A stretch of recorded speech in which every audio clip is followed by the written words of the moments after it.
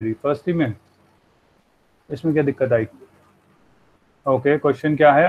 Consider a cylindrical element. Sir ये question गलत है सर, यहाँ पे आर नहीं आना था, यहाँ पे 2r आना था इसमें। यस सर, वही मेरा डाउट था सर।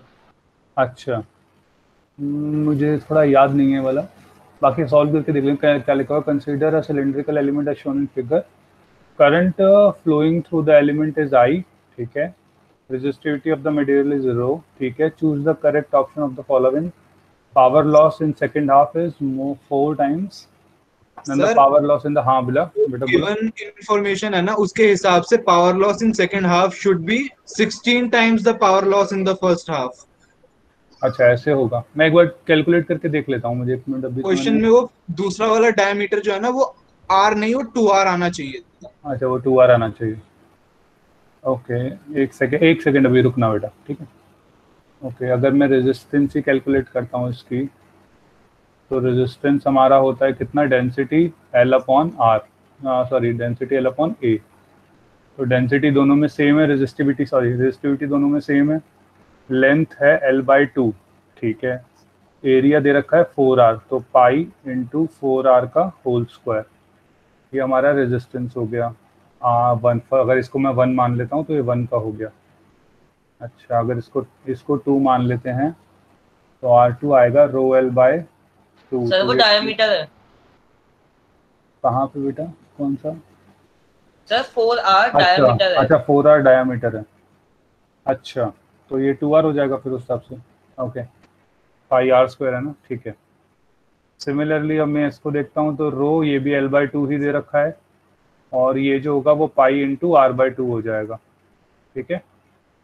अब हमारा जो पावर लॉस होता है, पावर का फॉर्मूला होता है I² इंटू R, करंट तो दोनों में सेम है, तो दिस मीन्स जो रेशियो होगा वो डायरेक्टली, अगर मैं कहूँ power loss in the second half is 4, ठीक है, तो P1 अपॉन अगर मैं P2 लिख लेता हूँ तो वही R1 अपॉन R2 डायरेक्टली आ जाएगा, क्योंकि करंट दोनों में सेम रहेगा, ठीक है। रो से रो कट जाएगा, L/2 बिल्कुल सेम है, अगर मैं डिवाइड करता हूँ तो पाई से पाई भी सेम है, तो यहाँ पे आ जाएगा 4। सर करंट क्यों सेम होगा? बेटा करंट कहाँ चेंज होता है, हमने शुरुआत में पढ़ा नहीं था कि क्रॉस सेक्शन अगर प्रॉब्लम भी दिया था। हाँ करंट डेंसिटी चेंज होती है, करंट नहीं होता। हाँ डीपीपी पे प्रॉब्लम दिया था आपने इसके ऊपर एक, ठीक है। तो अब यहाँ पे ये 4R² हो जाएगा। एक बार बता दीजिए। क्या बेटा बताया तो कि करंट सेम रहता है, क्रॉस, मैंने एक ये चीज कराई थी क्लास में, ये इस तरीके से, एक सेकेंड यार, उसमें मैंने कहा था आई करंट जा रहा है 3 क्रॉस सेक्शन में, 1, 2 और 3, तो मैंने बताया था कि क्रॉस सेक्शन पे फर्क नहीं पड़ेगा, मतलब सॉरी क्रॉस सेक्शन से करंट पे फर्क नहीं पड़ेगा। और एक जिसको इसका एग्जांपल देके हमने ये भी देखा था कि अगर हम कोई पाइप ले लेते हैं जिसमें से पानी निकल रहा है, तो जितना पानी आएगा उतना ही पानी जाएगा, मतलब ये ऐसे होगा, जितना पानी आएगा उतना ही पानी निकल जाएगा। लेकिन अगर हम एरिया क्रॉस सेक्शन कम कर देते हैं तो आपने देखा होगा पानी दूर तक जाता है। Yes sir. तो वो वही वाली चीज है। तो इसमें क्या होता है, ड्रिफ्ट वेलोसिटी जो होती है, जो मैंने I = NEAVD आप लोगों को पढ़ाया था, NEAVD, तो करंट सेम रहता है, जब भी एरिया चेंज होगा तो ड्रिफ्ट वेलोसिटी चेंज हो जाएगी, बस ये फर्क होता है। और सर करंट डेंसिटी भी चेंज हो जाता है। वो बेटा करंट डेंसिटी, अभी तो इसमें I = NEAVD में करंट डेंसिटी नहीं था ना बेटा, तो अभी तो मैं उसकी बात करूंगा। हाँ लेकिन करंट डेंसिटी I/A होता है तो वो भी चेंज होगा। अच्छा तो R1 के अंदर 2 ये रेसिप्रोकल में था, फिर R2 जो था वो R/2, तो ये भी R²/4 हो जाएगा, तो हाँ 16 टाइम्स हो जाएगा, और ठीक कह रहे थे बेटा आप। तो ये 1/16 आ जाएगा, तो ये 16 टाइम होना चाहिए, लेकिन हाँ एरिया का हो सकता है फर्क, ठीक है, ये R में ही फर्क होगा बेटा, ठीक है, नहीं तो इसको 16 मान लो, कोई दिक्कत नहीं है, मतलब कॉन्सेप्ट वाइज आप ठीक होने चाहिए हो, बाकी क्वेश्चन में तो ऊपर नीचे थोड़ा बहुत चल जाता है। क्या क्लियर है सभी को वाली चीज? Yes sir. ओके और कौन सा क्वेश्चन, कौन सा बेटा? एक सेकंड रुकना, मेरी 11 एक सेकंड। अच्छा 1 minute रुकिएगा।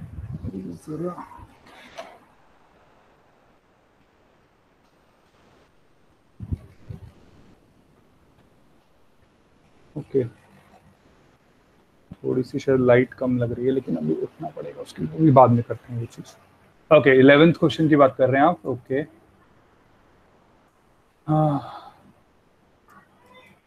11th question is 9। Okay बेटा 9 पे पहुंच जाता हूँ, एक सेकंड रुके। अच्छा क्या लिखा है 9th इसको 30 volt 90 watt bulb is to be worked on a 120 watt line, a resistance of how many ohm should be connected in series. ठीक है बेटा इसको 90 वाट 30 वोल्ट, ठीक है ध्यान से देखें बेटा। वो कह रहा है एक बल्ब है, बल्ब की उसने रेटिंग दे दी कि 90 वाट का है, 90 वाट जो पावर वो देता है वो 90 वाट का है, और इसके आसपास जो पोटेंशियल चाहिए वो 30 वोल्ट का चाहिए। ठीक है ये बल्ब के आसपास। अब क्या हुआ, उसको सीरीज में कनेक्ट कर दिया। जब सीरीज में कनेक्ट किया तो हमारे पास ये कुछ ऐसा आएगा। अब एक रेजिस्टेंस है R1 और दूसरी है R2। क्या सभी को यहाँ तक समझ में आता है? और इसके आसपास जो पोटेंशियल डिफरेंस है वो 120 वोल्ट का है। इसके आसपास जो पोटेंशियल डिफरेंस है वो 120 वोल्ट का है। अब अगर इस बल्ब को काम करना है तो इसकी जैसे हमारे भाई इसको बल्ब को काम करना है तो 30 वॉट की जो पावर है वो 30 वॉट रहनी चाहिए। इसके आसपास जो पोटेंशियल डिफरेंस है वो 30 वॉट रहनी चाहिए। क्या सभी को ये वाली चीज क्लियर है? 30 वोल्ट, क्योंकि अगर 30 वोल्ट से ज्यादा होगा, अगर ये वैल्यू 30 वोल्ट से ज्यादा होगी तो ये बल्ब के अंदर जो करंट फ्लो कर रहा है वो ज्यादा होगा। अगर मैं इसकी रेजिस्टेंस निकालता हूं तो रेजिस्टेंस का फॉर्मूला होता है V²/R। तो V² विल बी 30 का whole square, so 900 divided by power. Sorry वो पावर का फॉर्मूला होता है ना? हाँ बेटा पावर का फॉर्मूला होता है V²/R। तो मैं लिख सकता हूँ R is equal to V²/P। ठीक है तो यहाँ पे हमारा पावर 90 आ जाएगा, 0 से 0, 9 से 1 गया, 10 आ गया। तो रेजिस्टेंस कितनी आ गई? 10 ओम। खत्म, पहली चीज क्लियर आई। तो हमारे जो ये R1 है इसकी जो रेजिस्टेंस है वो 10 ओम आएगी। दूसरा मैंने आपको क्या बताया कि इसमें जो करंट, अब यहाँ से हम करंट भी निकाल सकते हैं कि करंट कैसे आ जाएगा। Current is power upon V। Power is 90 और वोल्टेज इज 30। तो इसके अंदर जो मैक्सिमम करंट फ्लो कर सकता है वो 3 एम्पियर का कर सकता है। क्या ये चीज सबको समझ में आती है?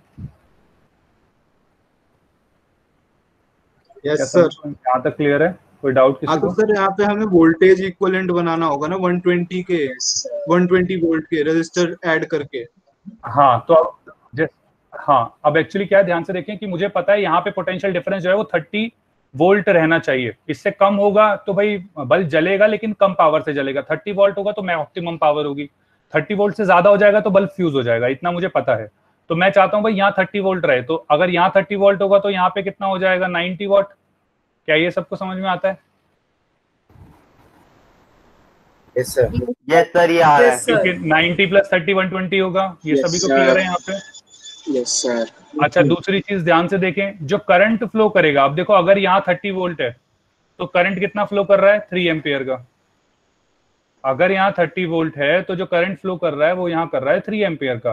तो इसका मतलब यहाँ पे भी 3 एम्पियर ही करंट फ्लो करेगा। यहाँ पे इस सर्किट में 3 एम्पियर, यहाँ 3 एम्पियर तो यहाँ भी 3 एम्पियर। इसका मतलब पोटेंशियल ड्रॉप जो है वो 90 वोल्ट आ गया और करंट जो है वो 3 एम्पियर आ गया। तो R कितना आ जाएगा?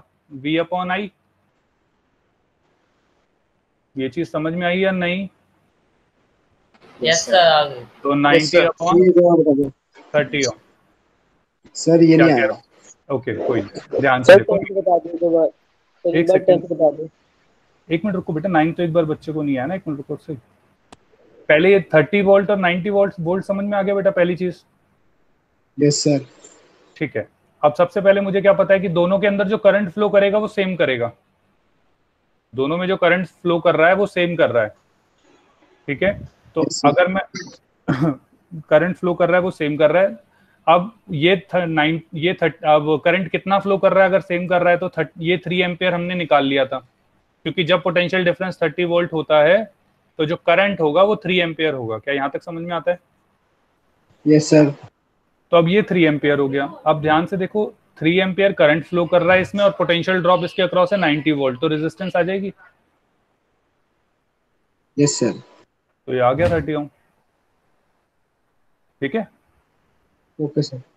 बाकी इसको एक और तरीके से भी कर सकते हैं, जैसे मैंने बताया कि जो टोटल पोटेंशियल होता है वो इन दोनों के पोटेंशियल का हाफ होगा, जो अभी हमने किया। यही चीज है, बस थोड़ी दूसरे तरीके से बता रहा हूँ। टोटल पोटेंशियल हमारा 120 वोल्ट है, जो बल्ब के अक्रॉस पोटेंशियल है वो से कितना 30 वोल्ट है प्लस 30 लिख रहा हूँ बस इसको। V2 जो होगा वो I2 इंटू R2 होगा। अब I2 क्या है जो इस करंट R2 के क्रॉस, बेटा आवाज कहाँ से आ रही है प्लीज बंद करें उसे। Okay thank you. तो I2 जो होगा वो हमारा 3 एम्पियर है, तो यहाँ पे 3 आ जाएगा, तो 120 is equal to 30 plus 3 into R2। अब ये 3 उधर चला जाएगा तो 90 वॉट आएगा, जो मेरा यहाँ पे मैंने ये लिखा है, इज इक्वल टू 3R2 और R2 हमारा पास आ जाएगा 30। आई होप कि ये क्लियरली समझ में आ गया होगा सभी को भी, ठीक है सर? ओके बेटा, अब अगला क्वेश्चन कौन सा कह रहे हैं? 10th सर लास्ट डीबीबी का क्वेश्चन नंबर 16। नहीं, अभी किसी ने 11th या 10th कहा था बेटा, कौन से? सर 11th का। 11th सर 11th 10th भी का है। ओके ठीक है बेटा, ठीक है मैंने सुन लिया, 10th भी है, ध्यान से सुने। क्या कह रहा है? 25 what 220 volt bulb and 100 what 220 volt are connected in parallel across 440 line. अच्छा ध्यान से देखें, वो कहता है दो बल्ब मैंने लगाए, दोनों पैरेलल में लगाए, ठीक है? तो एक बल्ब ये रहा, दूसरा ये रहा, ठीक है भाई, दोनों पैरेलल में लगा दिए मैंने। अब वो कह रहा है कि जो पोटेंशियल ड्रॉप है, डिफरेंस है अक्रॉस बोथ ऑफ देम, वो है 440।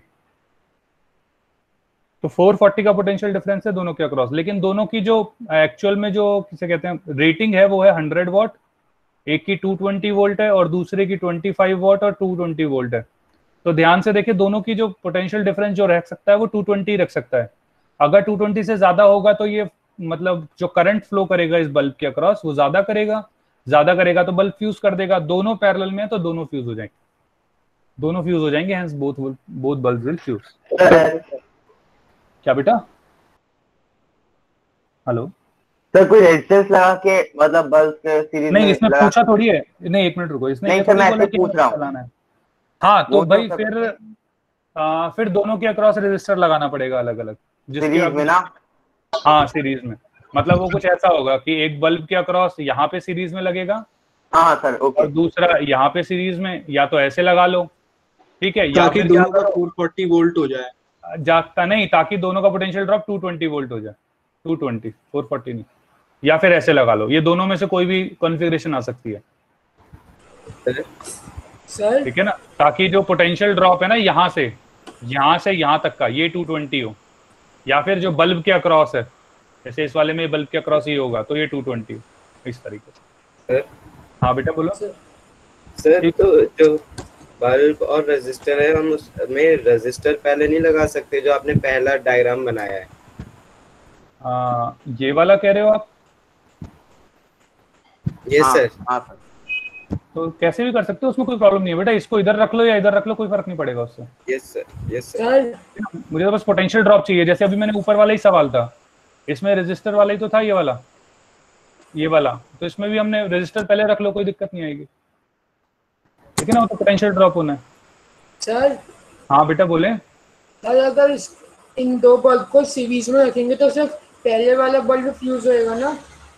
तो बेटा जिसकी रेजिस्टेंस ज्यादा होगी वो फ्यूज होगा, अब वो देख लेना, रेजिस्टेंस ज्यादा होती है, आई थिंक छोटे वाले की फ्यूज ज्यादा होती है, जो हमारा ये 25 वॉट वाला है, तो 25 वॉट वाला फ्यूज हो जाएगा। ओके सर, ठीक है, क्लियर है सभी को ये वाला क्वेश्चन? बच्चे ने क्या पूछा था कि अगर ये सीरीज में रखेंगे तो क्या होगा? सर अगर रेजिस्टेंस ज्यादा है तो करंट कम फ्लो होगा ना, तो वो फ्यूज कैसे होगा? नहीं, रेजिस्टेंस ज्यादा है तो करंट नहीं बेटा, मैं क्या कह रहा हूँ, अगर वो सीरीज में दोनों, वो बच्चे ने पूछा दोनों सीरीज में हुए, दोनों सीरीज में लगे हुए हैं, तो अब सीरीज में करंट तो सेम रहता है ना। Okay sir. तो पोटेंशियल ड्रॉप ज्यादा किसके अक्रॉस होगा? जिसकी रेजिस्टेंस ज्यादा है। ओके सर, ठीक है, 25 वाले वॉट बल्ब में ज्यादा होगा। हाँ 25 वॉट वाले में ज्यादा होगा, इसलिए तो 25 जिसमें ज्यादा हो उसमें पोटेंशियल ड्रॉप कम नहीं होना चाहिए? नहीं बेटा, करंट जब सेम, अरे पोटेंशियल ड्रॉप का बेटा फॉर्मूला क्या होता है? V = IR होता है बेटा। Yes sir. सीरीज में करंट जिसमें सेम आएगा। Okay sir, sorry okay sir. ठीक है 11th क्वेश्चन। ओके 11th क्या कह रहा है? In a large building there are 15 bulbs of 40 watt, ठीक है, तो 15 बल्ब हो गए हमारे 40 वॉट के, 5 बल्ब हो गए हमारे 100 वॉट के, 5 बल्ब भी हो गए हमारे 80 वॉट के, एक हीटर हो गया हमारा 1000 वॉट का, ठीक है, electric remains 2 volt, the minimum capacity of the main fuse building. अच्छा ओके, तो करंट कितना फ्लो करेगा? ठीक है सर इसमें से 11 पॉइंट समथिंग आएगा, तो हम मैक्सिमम कैपेसिटी तो- उससे ज्यादा लेंगे तो 12 एम्पेयर आ जाएगा। बिल्कुल ठीक है। अगर मैं उसमें निकालूं, क्योंकि 220 वोल्ट का है, तो अगर मैं करंट निकालता हूं, पहले बल्ब के लिए निकालता हूं, बल्ब के लिए क्या हो जाएगा? तो पावर अपॉन वी होता है, ठीक है। तो पावर कितनी हो गई हमारी? 40 डिवाइडेड बाय 220। तो करंट हमारा आ गया बल्ब के लिए, लेकिन बल्ब कितने हैं? 15, तो इससे 15 से 15 से मल्टीप्लाई हो जाएगा। क्या सबको ये चीज समझ में आती है? टोटल जो करंट बल्ब लेगा, ठीक है। सिमिलरली ऐसे ही हम करेंगे, टोटल करंट जो हमारा, अच्छा जो दूसरे बल्ब है, एक तो 15 बल्ब है तो ये B1 ले लेते हैं, एक दूसरे बल्ब है B2, ये दूसरा ले लेते हैं। तो दूसरे बल्ब क्या हो गए हमारे? 100 वॉट डिवाइडेड बाय 220 इंटू में 5। सर हम डायरेक्ट पावर निकाल के भी पावर को ऐड करके फिर लास्ट में P इक्वल टू VI से करंट निकाल सकते हैं ना? हाँ बेटा, वो भी हो सकता है, वो भी हो सकता है कि टोटल पावर कितनी चाहिए और VI तो हमारा डायरेक्ट है ही, तो ये भी हो सकता है। उससे आसान भी होगा। तो यही वाली चीज जो मैंने अभी ऊपर करी थी वो भी कर सकते हैं, ठीक है। ये से ऊपर वाली चीज को सबको ऐड कर दो और फिर 220 से डिवाइड कर दो, आई थिंक, हाँ तो भी हो जाएगा, ठीक है। Yes sir. यस सर, तो 60 अपॉन में 220 आएगा। 500 11 पॉइंट कुछ आ रहा है, 11 पॉइंट 11.36 आ रहा है। 2500 तो यही हो गया, 2500 डिवाइडेड बाय 220। हाँ ठीक है, 11 पॉइंट समथिंग आएगा। 11.36। तो 11 से बड़ा लगाएंगे, तो 11 से बड़ा ही होना चाहिए क्योंकि कम होगा तो 12 एम्पियर, ठीक है। सभी को क्लियर है वाली चीज? Yes sir. 12th क्वेश्चन में बहुत कंफ्यूज हुआ था मैं। 12th में वॉट पावर है वैसे इसमें? सर उसमें HP मोटर को मैं HP मॉनिटर पढ़ रहा था बार बार, और मुझे यही समझ में नहीं आ रहा था कि वोल्टेज कहाँ गिवन है। अच्छा, 12 HP motor has to be operated. अच्छा, HP अब 1 HP में कितने? 750 सर, 747 अप्रोक्सीमेट ले लेते हैं, वो अप्रोक्सीमेट ले लेते हैं। हाँ सर, अप्रोक्सीमेट 750। तो 750 वॉट ले सकते हैं। तो अब इसने क्या बोला कि भाई इतने वॉट का है, ठीक है। तो हमारे पास क्या हो गया? 12 HP का है, तो 12 इंटू 750 वॉट हो गया हमारे पास, ठीक है। अब उसने क्या कहा? Has to be operated for 8 hours per day. तो 8 आवर्स पर डे, तो ये है वॉट में, तो 8 आवर से मल्टीप्लाई कर देंगे तो क्या हो जाएगा? 12 इंटू 750 इंटू 8 वॉट आवर। क्या सबको ये वाली चीज समझ में आती है? Yes sir. अब ध्यान से देखो, जो रीडिंग है वो किलोवाट आवर की होती है, तो इसको किलोवाट आवर में कन्वर्ट करेंगे तो 1000 से डिवाइड कर दिया तो ये किलोवाट आवर हो गया। क्या सबको ये वाली चीज भी समझ में आती है? Yes sir. अब उसने क्या कहा? हाफ पैसे है, मतलब 1/2 रुपीज में मैं सीधा सीधा कर रहा हूँ, तो 1/2 रुपीज, तो rupees divided by kilowatt hour, तो किलोवाट आवर से किलोवाट आवर कट जाएगा हमारा। अच्छा सर 360 आएगा। एक सेकंड सर 10 से मल्टीप्लाई तो कर दो। हाँ, एक मिनट, अभी तो ये दिन का हो गया ना, मैंने अभी दिन का निकाला है। तो ये पर डे का हमारे खर्चा हो गया, और 10 से अगर 10 से और मल्टीप्लाई कर देंगे तो हमारा ये 10 डेज का हो जाएगा, ठीक है। तो 2 से ये करेंगे तो ये 6 हो जाएगा, इसको 0 से 0 करेंगे ये हो जाएगा। तो 6 25 से कर सकते हैं, 25 4 जा 25, 3 जा 30, ओके 6 3 जा 4 से 2 करेंगे, 6 2 जा 12, 12 3 जा 360। तो अप्रोक्सीमेटली 360 आ गया हमारा। 360 45 into 8 सर, 360। हाँ भाई 360, तो अप्रोक्सीमेटली 358 आंसर आ गया, ठीक है। अगर थोड़ा ज्यादा, क्वेश्चन में HP का मतलब क्या है बेटा? Horse power. Okay sir. Horse power. Sir question number 16। Engine में हॉर्स पावर ही क्यों लेते हैं हम? बेटा वो उसमें बहुत ज्यादा पावर होती है तो उससे थोड़ा कन्वीनियंट हमें। हाँ बस ये वाली चीज है। और दूसरा क्या है कि ये वाली चीज चलती आ रही है मतलब पुराने टाइम में, तो वो उसी को ही फॉलो करना शुरू कर दिया। यस सर, ब्रिटिशर्स ने निकाला था स्टीम इंजन के टाइम पे। हाँ, तो बस उसी को अब फिर वो, जैसे हमारे घर भी हैं, मतलब जनरली जो स्टैंडर्ड हैं वो तो है भाई स्क्वायर मीटर के हिसाब से होना चाहिए, लेकिन आज भी जब भी कोई खरीदता है तो गज के हिसाब से ही करता है, ठीक है। अब गज जो होते हैं वो फुट में होता है, नहीं तो जनरली जो स्टैंडर्ड है वो मीट्रिक सिस्टम है, लेकिन आज भी जब हम घर खरीदते हैं तो 100 गज 200 गज इस तरीके से बात करते हैं, ठीक है। Yes sir. तो वो मतलब डिपेंड करता है, मतलब हिसाब से चल रहा है। ओके, और कौन सा क्वेश्चन? 16 बोला था किसी ने, 16 से पहले कोई और? सर 15। अच्छा 15, okay. creates electric bulb 200, 200 and 400 watt. ठीक है, shown in figure the resultant power of the combination. Okay. अरे आपने तो बताया था जो पैरेलल में उन्हें रेजिस्टर्स की तरह कर देना चाहिए। नहीं, लेकिन पैरेलल इसमें वाले को सीरीज की तरह ट्रीट करना है पावर के टाइम। पैरेलल को सीरीज नहीं, वो तो ठीक है, लेकिन इसमें वो कहाँ दे रखा है? मतलब इसमें पोटेंशियल, इनकी रेटिंग भी लिखनी होनी चाहिए थी, वो रेटिंग थोड़ा कम है, मतलब वो ढंग से नहीं दे रखा है इसमें। बाकी अगर इसमें डायरेक्ट ऐसे नहीं कर सकते कि इनको सीरीज में कर दे 200 को, और जो 400 और 400 जो सीरीज में उन्हें पैरेलल की तरह सॉल्व कर दे। बेटा कर सकते हैं, लेकिन अगर रेटिंग हो ना तो थोड़ा ज्यादा प्रॉपर होता है मुझे लगता है। मतलब जैसे 220 वोल्ट अगर गिवन होता, मतलब 250 वोल्ट। हाँ, मैं वही कह रहा हूँ, अगर 250 वोल्ट होता तो बात अलग होती, मैं वही कहना चाह रहा हूँ। अगर अभी नहीं है ना, अगर जैसे इस पे रेटिंग ना, जैसे इस बल्ब की भी 250 होती फॉर एग्जांपल, ठीक है, तो भी दिक्कत आती, मतलब अगर मैं वैसे देखूँ तो, क्योंकि 250 में भी इसमें, क्योंकि इसके अक्रॉस 250 नहीं है, इसके अक्रॉस 125 ही है। लेकिन ये है कि अगर सिर्फ इसी तरीके से करना है तो भाई हमें क्या कहा, बल्ब 1 और बल्ब 2 है, दोनों की रेटिंग पैरेलल के अंदर हमें पता है कि जो जितनी पावर होती है वही मिलती है हमें। तो इसके हम मतलब सिंप्लीफाई करके हम एक बल्ब लगा सकते हैं जो होगा 400 वॉट का। सिमिलरली यहाँ भी 400 वॉट का। अब दोनों सीरीज में हैं तो सीरीज में पावर जो होगी वो इनकी आधी हो जाती है, तो 200 वॉट। लेकिन स्टिल थोड़ा क्वेश्चन मतलब कम है, मतलब मुझे लगता है थोड़ा और ढंग से होना चाहिए। सर प्रॉपर तरीके वाला एक बार करके दिखा दो। उसमें क्या था, मैं क्या कह रहा हूँ कि इसमें रेटिंग होनी चाहिए थी एक्चुअली प्रॉपर। जैसे 200 वॉट है तो इसकी जो रेटिंग होनी चाहिए थी वो 125 वॉट वोल्ट होनी चाहिए थी, 125 वोल्ट। सिमिलरली 120। हाँ बेटा सर, तीनों की होनी चाहिए थी ना 125 वॉट। हाँ, इन दोनों की तो 125 होनी चाहिए थी, आई थिंक इसकी 250 होनी चाहिए थी। सर 250 क्यों? क्योंकि इसके अंदर भी अगर 125 होती तो एक्चुअली पोटेंशियल ड्रॉप 125 ही हो जाता।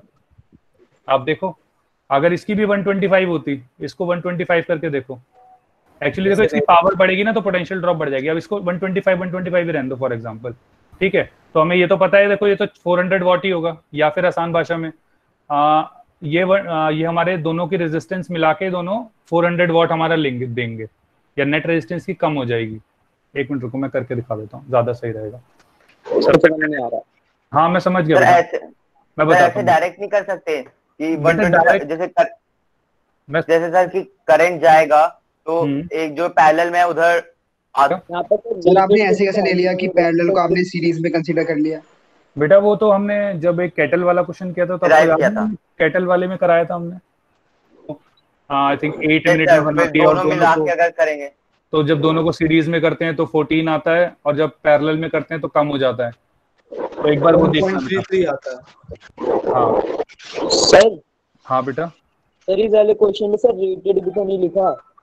हाँ मैं यही तो कह रहा हूँ बेटा कि रेटिंग नहीं लिखा, तो इसको थोड़ा मतलब इसको रहने दो, क्योंकि ये वाला क्वेश्चन अगर रेटिंग के हिसाब से करते हैं तो गलत है।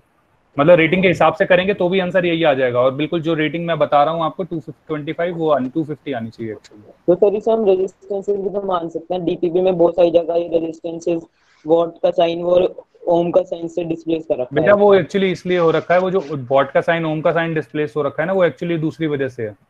वो उसकी वजह जो है वो दूसरी है, और एक्चुअली नहीं, वो एक्चुअली क्या है, सॉफ्टवेयर वगैरह की दिक्कत है, वो वैसा नहीं है। ये वाला लिया ही नहीं गया है। वो एक्चुअली क्या है कि कुछ पीसीस के अंदर वो ओम ही दिखता है, और कुछ में वो वॉट मतलब जो आपको साइन बता रहे हो वो वॉट ही दिखता है हमेशा।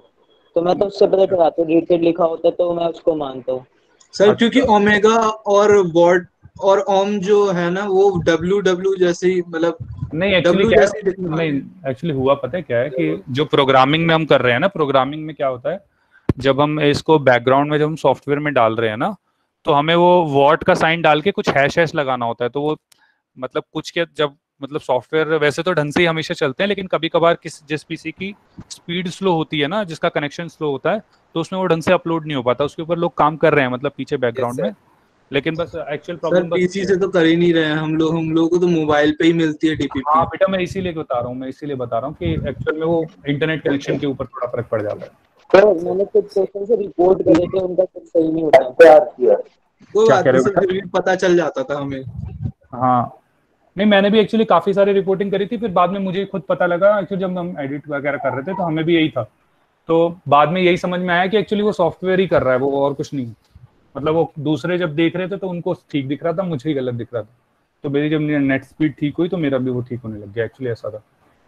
तो थोड़ा उसकी वजह से, बाकी ऐसा कोई वो नहीं है। ये वाला क्वेश्चन में थोड़ा अगर मैं कहूँगा तो प्रॉब्लम है, नहीं तो इसकी रेटिंग इस तरह से होगी कि 125 वॉट 125 वॉट और ये 250 वॉट, उसके बाद होगा ये क्वेश्चन, ठीक है। और फिर वही आंसर आएगा जो आपका अभी भी आ रहा है 200 वॉट, ठीक है। सर एक ऐसी भी पॉसिबिलिटी हो सकती थी कि बल्ब फ्यूज हो जाते। सर एक चीज, हाँ मतलब फिर हो सकता था कि कोई बल्ब फ्यूज हो जाता, बिल्कुल। सर हाँ बेटा, सर हमने पढ़ा है कि जब सीरीज में जो ऐड करते हैं वोल्टेज को, तो हमारी ओवरऑल वोल्टेज आती है सर्किट की। हाँ ठीक है। तो सर जैसे जो शुरुआत के दो हैं जो पैरेलल में लगे हैं 125 125, तो अगर इन्हें सिंगल में लेंगे तो भी इनका क्रॉस 125 ही होगा। सिंगल में कैसे, अगर सीरीज में लेंगे? नहीं मतलब सर पैरेलल जो है, जब आपने सॉल्व करके इन्हें सिंगल बल्ब ले लिया, हाँ जो आपने, हाँ तो भी इसका क्रॉस सर 125 वोल्ट ही होगी ना। हाँ हाँ ऑब्वियसली, जब यहाँ पे 125 और जो दूसरा जो उसके साथ सीरीज में कनेक्टेड है उसकी हो गई 250, तो जोड़ के 375 नहीं हो जाएगी? नहीं नहीं, एक्चुअली क्या है, ये दोनों सीरीज में हो गए ना, फिर ये दोनों सीरीज में हो गए। तो ये अगर इसके अक्रॉस ये देख, इसके अक्रॉस अगर 125 पोटेंशियल ड्रॉप है और टोटल जो पोटेंशियल लगा रहे हो वही 250 लगा रहे हो, तो ये ऑटोमेटिकली यहाँ पे 125 हो जाएगा ना बेटा। हाँ तो सर जब आपने पहली वाली फिगर में 250 वोल्ट क्यों लिखा है, उधर भी तो 125 होना चाहिए। तो नहीं नहीं, ये रेटिंग है, ये रेटिंग है। अच्छा, ये अलग है, रेटिंग है। ओके सर, ओके, यही तो बोल रहा था। ओके, और कोई क्वेश्चन? No sir. 22 कौन सा? 22 हाँ बेटा, नया भी कराएंगे, उसी के लिए आया हूँ आज। 19 ज्यादा ही टाइम ले रहे हो लेकिन आप लोग, कोई बात नहीं, अब क्या करें। Okay, a 20 volt heater having two settings 850 watt और 250 वॉट, देन रेजिस्टेंस ऑफ, इसमें क्या दिक्कत है बेटा? 19 किसने पूछा ये बेटा? अब ये भी मैं बताऊंगा कि आर जो फॉर्मूला होता है वो V²/P होता है। अब ये तो आप लोगों को करना पड़ेगा, तो जिसकी पावर कम होगी उसकी रेजिस्टेंस ज्यादा होगी। ये तो अभी भी बताया था आपने। ये तो बेसिक चीज है बेटा। मैं और कौन सा क्वेश्चन? 22 सर 16 वाला आपने छोड़ दिया। 16 मैंने छोड़ दिया, मुझे आता नहीं होगा, एक मिनट रुकना। 16 ओके, क्या लिखा है? 100 watt bulb B1 and 260 watt bulb. Okay, B1 जो 100 वॉट है, B2 B3 60 watt are connected to a 250 volt source, ठीक है, as shown in the figure. Now W1 W2 W3 are the output power of the bulb B1 B2 B3 respectively. बेटा मैंने ऐसे question एक कराया था आपको क्लास में। यस सर, ये same to same question JE 2002 का है। यस सर, यही था। तो मैंने करा तो दिया, फिर इसको वापस से क्यों पूछ रहे हो? जिसने भी साइड में आपने एक बल्ब लगाया हुआ था बस। हाँ बस मैंने यहाँ पे एक एक्स्ट्रा बल्ब यहाँ पे और लगाया हुआ था, बाकी सेम क्वेश्चन है वो। ठीक है बेटा, या बताऊं इसको मैं? नहीं सर, क्लियर। ठीक है, और कौन सा क्वेश्चन कह रहे हैं सर? एक्सक्यूज मी हाँ सर। बेटा, सर जैसे कभी कभी हम लोग ऑनलाइन कोई भी कुछ एग्जाम देते हैं या कुछ देते हैं ना, तो उसमें उसी के नीचे सॉल्यूशन लिखा आ जाता है, तो ऐसे केल्विन के पोर्टल में नहीं हो सकता? क्योंकि सर तो फिर थोड़ा क्लास में टाइम बच जाएगा बेटा हर क्वेश्चन के लिए एक्चुअली सॉल्यूशन मैं समझ गया बेटा, लेकिन एक्चुअली क्या हुआ, लास्ट ईयर ही अपलोड हुए हैं सारे के सारे, और एक्चुअली एक आध क्वेश्चन नहीं है, 60,000 क्वेश्चंस हैं इंक्लूडिंग 11th 12th, ठीक है ना। तो हर एक क्वेश्चन के लिए सॉल्यूशन लिखना अभी मतलब हो जाएगा, it will take time actually, बस ऐसा है। Okay sir. हाँ मतलब हो जाएगा, that will not be a problem, लेकिन हाँ मतलब थोड़ा टाइम लगेगा उस चीज में। ओके, और कौन सा क्वेश्चन? 22 ओके,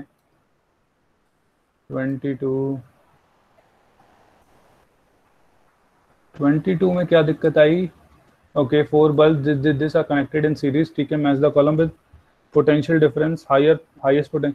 बेटा तीनों बल्ब सीरीज में हैं, तो हाईएस्ट पोटेंशियल डिफरेंस उसका होता है जिसकी रेजिस्टेंस सबसे ज्यादा होती है। रेजिस्टेंस सबसे ज्यादा उसकी होती है जिसकी पावर जो होती है वो सबसे कम होती है। तो हाईएस्ट पोटेंशियल डिफरेंस 25 वॉट का तो P ही आएगा फर्स्ट का। लोएस्ट पोटेंशियल डिफरेंस सीरीज में तो है, हाँ सीरीज में तो एक मिनट रुकना।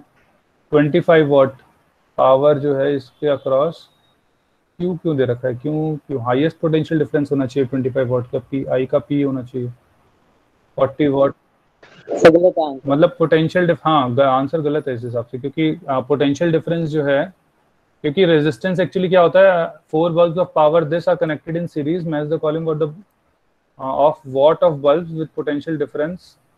ठीक है, पोटेंशियल डिफरेंस के अक्रॉस देखना है। देखो पोटेंशियल डिफरेंस जो होता है वो आई इंटू आर होता है। अब अगर सीरीज में है चारों बल्ब, ठीक है, तो जिसकी रेजिस्टेंस ज्यादा होगी उसकी पोटेंशियल डिफरेंस सबसे ज्यादा होनी चाहिए। रेजिस्टेंस सबसे ज्यादा होती है जिसकी पावर सबसे कम होती है। क्यों? क्योंकि रेजिस्टेंस का फॉर्मूला क्या होगा, वी स्क्वायर अपॉन पी होगा, क्योंकि पोटेंशियल डिफरेंस सबके अक्रॉस सेम रहती है। Yes sir. ठीक है ना, यही तो होना चाहिए, हाँ यही होना चाहिए। तो अगर मैं स्टैंडर्ड ये करूँ तो ये R1 हो जाएगा, बाकी सब सीरीज में हो गए, तो सबसे ज्यादा जो पोटेंशियल डिफरेंस होगा वो होगा 25 वाट के अक्रॉस। तो दिस इज 25, तो आई का जो होगा वो P हो जाएगा। फिर 40 वाट के अक्रॉस होगा सेकंड, तो सेकंड का होगा S, तो इसमें ऑप्शन ही नहीं है आई थिंक। और थर्ड जो होगा 60 वाट वो हो जाएगा थर्ड, तो थर्ड का थर्ड। और फोर्थ 100 वाट जो है वो P हो जाएगा। इसमें एक्चुअली थोड़ा सा ऊपर नीचे हो गया, इसमें ऑप्शन में नहीं है। नहीं ऑप्शन में ही नहीं है बेटा, इसमें ऑप्शन में नहीं है सर। एक्चुअली आई का जो आंसर ऑप्शन आएगा वो P आएगा, और ये वाला जो होगा वो Q होगा, बाकी सब सही है सर। ऑप्शन इसमें तो मैंने सीधा सॉल्यूशन में से आंसर टिप दिया। बहुत बढ़िया किया। क्लियर है सभी को ये वाली चीज? सर आपने हाँ बोले सर आपने राइट साइड में लिखा है V equal to I R, और हाँ तो voltage is proportional to resistance. Sir लेकिन सर वो पोटेंशियल ड्रॉप, पोटेंशियल एक मिनट रुको, potential drop is proportional to resistance. ठीक है, आगे मैं वही बोले सर मैं वही पूछा था कि वोल्टेज ड्रॉप है क्या है। वो पोटेंशियल ड्रॉप होगा ना बेटा, बल्ब के अक्रॉस जो पोटेंशियल ड्रॉप होता है वो यही तो होता है, पोटेंशियल डिफरेंस। पोटेंशियल डिफरेंस से ड्रॉप की बात है ना बेटा। तो करंट तो सब में सेम है, करंट सब में सेम है, तो फिर आर के ऊपर डिपेंड करेगा ना। Okay sir. तो जिसकी रेजिस्टेंस ज्यादा उसकी पोटेंशियल ड्रॉप ज्यादा। ठीक है, तो आई थिंक ये चैप्टर हो गया। हाँ बेटा सर एक पोटेंशियल ड्रॉप भी चेंज हो सकता है, जैसे हम लोग देखें तो power P into R, V square is equal to P into R आ रहा है। एक मिनट रुकना, V square is equal to P into R. हाँ तो ठीक अगर है, हम लोग P को चेंज करेंगे तो R चेंज होगा कि V स्क्वायर भी चेंज हो सकता है? नहीं बेटा, आर जो होता है वो कांस्टेंट रहता है, R is a constant thing. अब एक बल्ब है, तुम इंडिया से लेके अमेरिका लेके जाओगे तो रेजिस्टेंस तो सेम रहेगी ना, उसकी पावर और पोटेंशियल ड्रॉप अलग अलग हो सकती है। हाँ सर, तो अगर पावर चेंज होगा, अगर वो दूसरी मतलब अच्छा पावर चेंज करवा सकते हैं सर हम किसी चीज? पावर चेंज, एक मिनट रुको, पावर डिपेंड्स ऑन कि कितना पोटेंशियल ड्रॉप अक्रॉस लगा हुआ है। जितना उसका पोटेंशियल, जिसकी उतनी रेटिंग है, अगर उतना रखोगे तो पावर मतलब उतना ही आएगा। पोटेंशियल ड्रॉप कम करोगे तो पावर कम हो जाएगा, ज्यादा करोगे तो फ्यूज हो जाएगा। Okay sir. ठीक है, हाँ सभी को यहाँ तक क्लियर है? हाँ बेटा। तो बेटा रेजिस्टेंस जैसे रियोस्टेट लगा देंगे तो सर उसमें तो रेजिस्टेंस चेंज हो जाती है। तो बेटा वो रियोस्टेट में ऐसा नहीं है ना अपने आप चेंज होती है, हमें करनी पड़ती है। वो नॉर्मल बल्ब की बात कर रहे हैं ना, एक मिनट रुको, अभी हम नॉर्मल बल्ब की बात कर रहे हैं ना बेटा, रियोस्टेट की थोड़ी बात करी अभी हमने। मतलब सर बल्ब में भी रियोस्टेट लग सकता है? नहीं। Okay sir. सर रियोस्टेट की रेजिस्टेंस कैसे चेंज हो जाती है? तो फिर उसे काम एक सेकंड, एक करके। सर रियोस्टेट की रेजिस्टेंस कैसे चेंज करते हैं हम? रियोस्टेट की रेजिस्टेंस कैसे चेंज करते हैं बेटा, वो कुछ ना मतलब रियोस्टेट अगर मैं कहूँ तो कुछ इस तरीके से होता है, यहाँ पे ऐसे पिन लगी होती है। ठीक है, तो अब इसमें होता क्या है कि ये दोनों पिन जो होंगी ये आपकी मतलब इनपुट आउटपुट होगी। अब होता क्या अच्छा सॉरी, ये भी ऐसे एक राउंड इस तरह से होता है, एक राउंड होता है, स्क्रू ड्राइवर घुसा के ऐसे घुमा देंगे। हाँ, स्क्रू ड्राइवर हाथ से भी कभी कभार हो जाता है। तो उसमें होता क्या है कि अंदर जो होता है एक सिलेंडर की तरह वायर लगी होती है, इसको ऐसा लगा लो। ठीक है, तो एक वायर तो डायरेक्टली इससे कनेक्टेड होती है, एक वायर जो होती है वो यहाँ पे ऐसे, यहाँ पे इस तरह से होती है। इसको थोड़ा मैं और बड़ा कर लेता हूँ, आई थिंक ज्यादा सही रहेगा। तो जस्ट समझने के लिए मैं बता रहा हूँ। तो यहाँ पे ये एक स्क्रू, ये ऊपर एक हमारा पिन हो गया, यहाँ पे ये वाली हमारी ये की वायर हो गई जो डायरेक्टली इससे कनेक्टेड है, और एक हो गई यहाँ पे सिलेंडर है। तो अब क्या होता है जब मैं इसको घुमाता हूँ ना तो ये इधर से उधर चेंज होता है, ये जो हमारा पोर्शन है। ठीक है, अब एक्चुअली क्या होगा, ये इधर से इधर चेंज होगा, तो मान लो अगर ये पॉइंट है फॉर एग्जांपल, एक सेकेंड, हाँ एक मिनट, हाँ तो मान लो अगर आपका ये पॉइंट हो गया, ये वाला मान लो फॉर एग्जांपल, तो करंट जो होगा वो यहाँ से ऐसे फ्लो कर जाएगा अंदर बाहर। अच्छा सर, मतलब हम उसकी लेंथ चेंज कर रहे हैं। हाँ, जो अंदर अंदर होता है वो एक्चुअली उसकी लेंथ चेंज होती है। अगर वो यहाँ पे होगा तो ये करंट लेंथ ज्यादा हो जाएगी, तो रेजिस्टेंस ज्यादा हो जाएगी। सिमिलरली इसको कम करेंगे तो ये कम हो जाएगी। एक्चुअली अंदर ये प्रॉपर चल रहा होता है। हाँ बेटा सर तो मतलब उसकी फिर एक लिमिट हो जाएगी ना।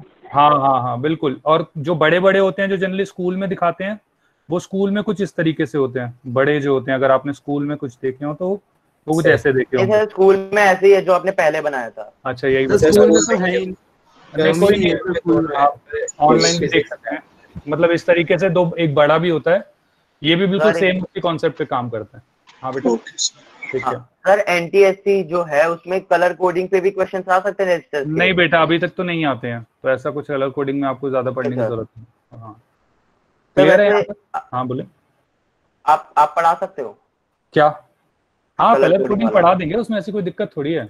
वो 3-4 रेटिंग ही तो होती है, उसमें ऐसी कोई दिक्कत नहीं है। ठीक है ना? जैसे बस कलर के वो याद करने होते हैं। हाँ बस वो याद ही करने पड़ेंगे। हाँ तो उसमें बस एक्चुअली 4 बैंड और 5 बैंड का होता है।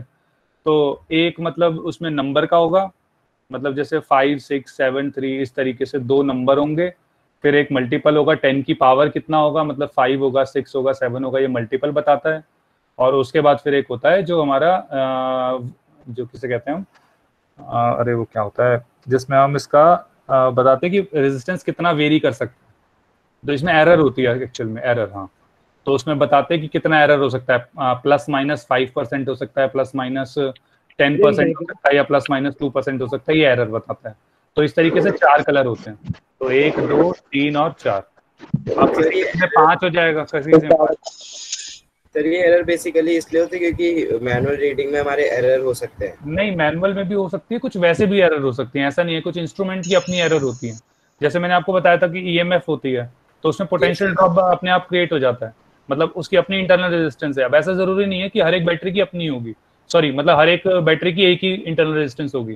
जैसे किसी का भाई 5 वोल्ट है, तो किसी की इंटरनल रेजिस्टेंस हो सकती है 0.1 ओम हो सकता है दूसरे वाले की 0.12 ओम हो, किसी की 0.13 ओम हो। तो इतना फर्क होता रहता है। मतलब सर हाँ बेटा, सर इंटरनल रेजिस्टेंस किस पे डिपेंड करती है? इंटरनल रेजिस्टेंस बेटा वो मतलब वो बैटरी के ऊपर ही डिपेंड करेगी, आपकी कितनी किस टाइप की बैटरी है, किस मटेरियल से बैटरी बनी है। मतलब ज्यादा अच्छा मटेरियल लगा हुआ है, ज्यादा अच्छा केमिकल कॉम्बिनेशन लगा हुआ है, तो इंटरनल रेजिस्टेंस कम होगी। मतलब थोड़ा नॉर्मल है तो फिर ज्यादा होगी। इस तरीके से डिपेंड करेगा। अच्छा सर, आपने अभी साइड में क्या करवाया सर, वो समझ नहीं आया। कौन सा सर जो आपने साइड में लिखा है 10⁵ सर, ये समझ नहीं आया। कौन सा 5 × 10⁵ ये कह रहे हो? यस सर, ये सब क्या है? ये एक्चुअली क्या है बेटा, वो अभी बच्चे ने कहा था कि एक रेजिस्टेंस बैंड के बारे में। जैसे कोई रेजिस्टर होता है, उसके ऊपर ना इस तरीके से कलर होते हैं, ये ऐसे बैंड होते हैं। एक बैंड ये हो गया, दूसरा बैंड ये हो गया, तीसरा कुछ इस तरीके से, और लास्ट बैंड इस तरीके से। अलग-अलग कलर्स होते हैं, ब्लैक, गोल्ड, हाँ तो वो अलग अलग, हाँ मैं भी वही बता रहा हूँ कि वो अलग अलग कलर होते हैं। तो एक्चुअली होता क्या है, जो पहला कलर होता है वो ये वाली वैल्यू दिखाता है कि यहाँ कितनी वैल्यू आएगी। जो दूसरा कलर होता है सेकंड डिजिट दिखाता है। हाँ नहीं, ये 10th डिजिट दिखाता है। फर्स्ट वाला 10th डिजिट दिखाता है, सेकंड वाला 1 डिजिट दिखाता है। सर मेरे मटेरियल में लिखा हुआ फर्स्ट डिजिट यहाँ पे। नहीं वो 10th होता है, मतलब उसको उस तरह से फर्स्ट बोल रहा होगा, लेकिन वो 10th डिजिट है। ठीक है, ओके सर। हाँ तो उसके बाद ये जो होगा वो हमारा पावर का होगा, जो पावर टॉलरेंस। ठीक है, हाँ टॉलरेंस नहीं, पावर का टॉलरेंस चौथा होता है, मल्टीप्लायर होगा ये तीसरा। हाँ ये मल्टीप्लायर है, ये है टॉलरेंस। जो एरर होती है ना, इसे टॉलरेंस कहते हैं, जो चेंज होती है इसे कहते हैं टॉलरेंस। ठीक है, तो वो कलर कोडिंग आपको याद करनी है, बाकी बेसिक तो ये वाला है और कुछ नहीं। सर कलर कोडिंग होता क्या है? बेटा कलर कोडिंग ताकि एक रजिस्टर को हम देख के बता पाए, हर एक पे लिखना पॉसिबल नहीं हो पाता क्योंकि ये 1 ओम का है कि 2 ओम का है कि हाँ कि एक्चुअली वो छोटे छोटे होते हैं बहुत। अब हर एक पे जैसे अब कोई 125 × 10⁵ होगा, तो इस तरीके से इनको बताना, या 25 × 10⁵ ओम है। अब ऐसे इस पे लिखना मुश्किल होता है क्योंकि बहुत छोटा हो जाएगा, क्योंकि ऑलरेडी ये काफी छोटे होते हैं। तो जस्ट बताने के लिए तो कलर कोडिंग कर देते हैं, तो ताकि कलर कोडिंग बच्चे याद कर लें, या लोग याद कर लें और उस कलर से देख के बता दें कि भाई ये इतने ओम का रजिस्टर होगा। सर टॉलरेंस गोल्ड सिल्वर और नो कलर का होता है। हाँ तो बेटा नो कलर के अंदर जो होता है आई थिंक वो 10% होता है, गोल्ड के अंदर 20% होता है। 20%। मतलब वही डिपेंड, मैं वही कह रहा हूँ, उसमें वो याद करना, उसमें ऐसी कोई दिक्कत ज्यादा नहीं है। बस एक्चुअली क्या है, टॉलरेंस कलर के हिसाब से वो हो जाएगा, बस वो वाली बात है। सर जो आपने ये वाला क्वेश्चन करवाया था इसमें तो P = V²/R भी फॉर्मूला होगा, टॉलरेंस क्या होता है? P और B डायरेक्टली प्रोपोर्शनल हो जाएंगे ना। एक मिनट रुकें। अभी आप इस क्वेश्चन जो अभी मैंने ऊपर क्वेश्चन कराया उसकी बात कर रहे हो अभी आप? Yes sir. इसमें क्या हुआ, आप क्या कह रहे हैं आप? जैसे कि P = V²/R फॉर्मूला होता है, तब तो P V के डायरेक्टली प्रोपोर्शनल हो जाए ना, तब तो जिसकी जितनी ज्यादा। एक मिनट। जो P होता है वो आप कह रहे हो V²/R होता है, आपने ये बोला अभी? Yes sir. ठीक है, तो आप क्या कह रहे हैं? तो P तो V के डायरेक्टली प्रोपोर्शनल हो जाएगा ना। ओके बेटा, ये कब होता है? जब ये पैरेलल में होता है। मैंने आपको काफी बार बताया ये वाला फॉर्मूला तब यूज होगा जब पैरेलल में चीजें होंगी, या हमें पोटेंशियल ड्रॉप अक्रॉस पता हो एक रजिस्टर के। सीरीज के लिए मैंने आपको बताया पावर का I²R यूज करना है। Okay sir. ठीक है, ओके। तो लाइट चैप्टर कर दो। अरे रुको तो सही, ये क्लियर है पहले सभी को? यस सर, क्लियर हो गया। ओके सर एक बार वो वाला क्वेश्चन बता दो जो मैंने आपको भेजा था, क्यूब वाला। अच्छा वो वाला। यस सर, एक बार वो क्यूब वाला बता दीजिए, उसमें बहुत कंफ्यूजन हो रहा है। ओके सर जो क्यूब में रेजिस्टेंस लगी होती है। हाँ बेटा। यस सर, वो तो मुझे। एक सेकंड, हमारा ये हो गया, ये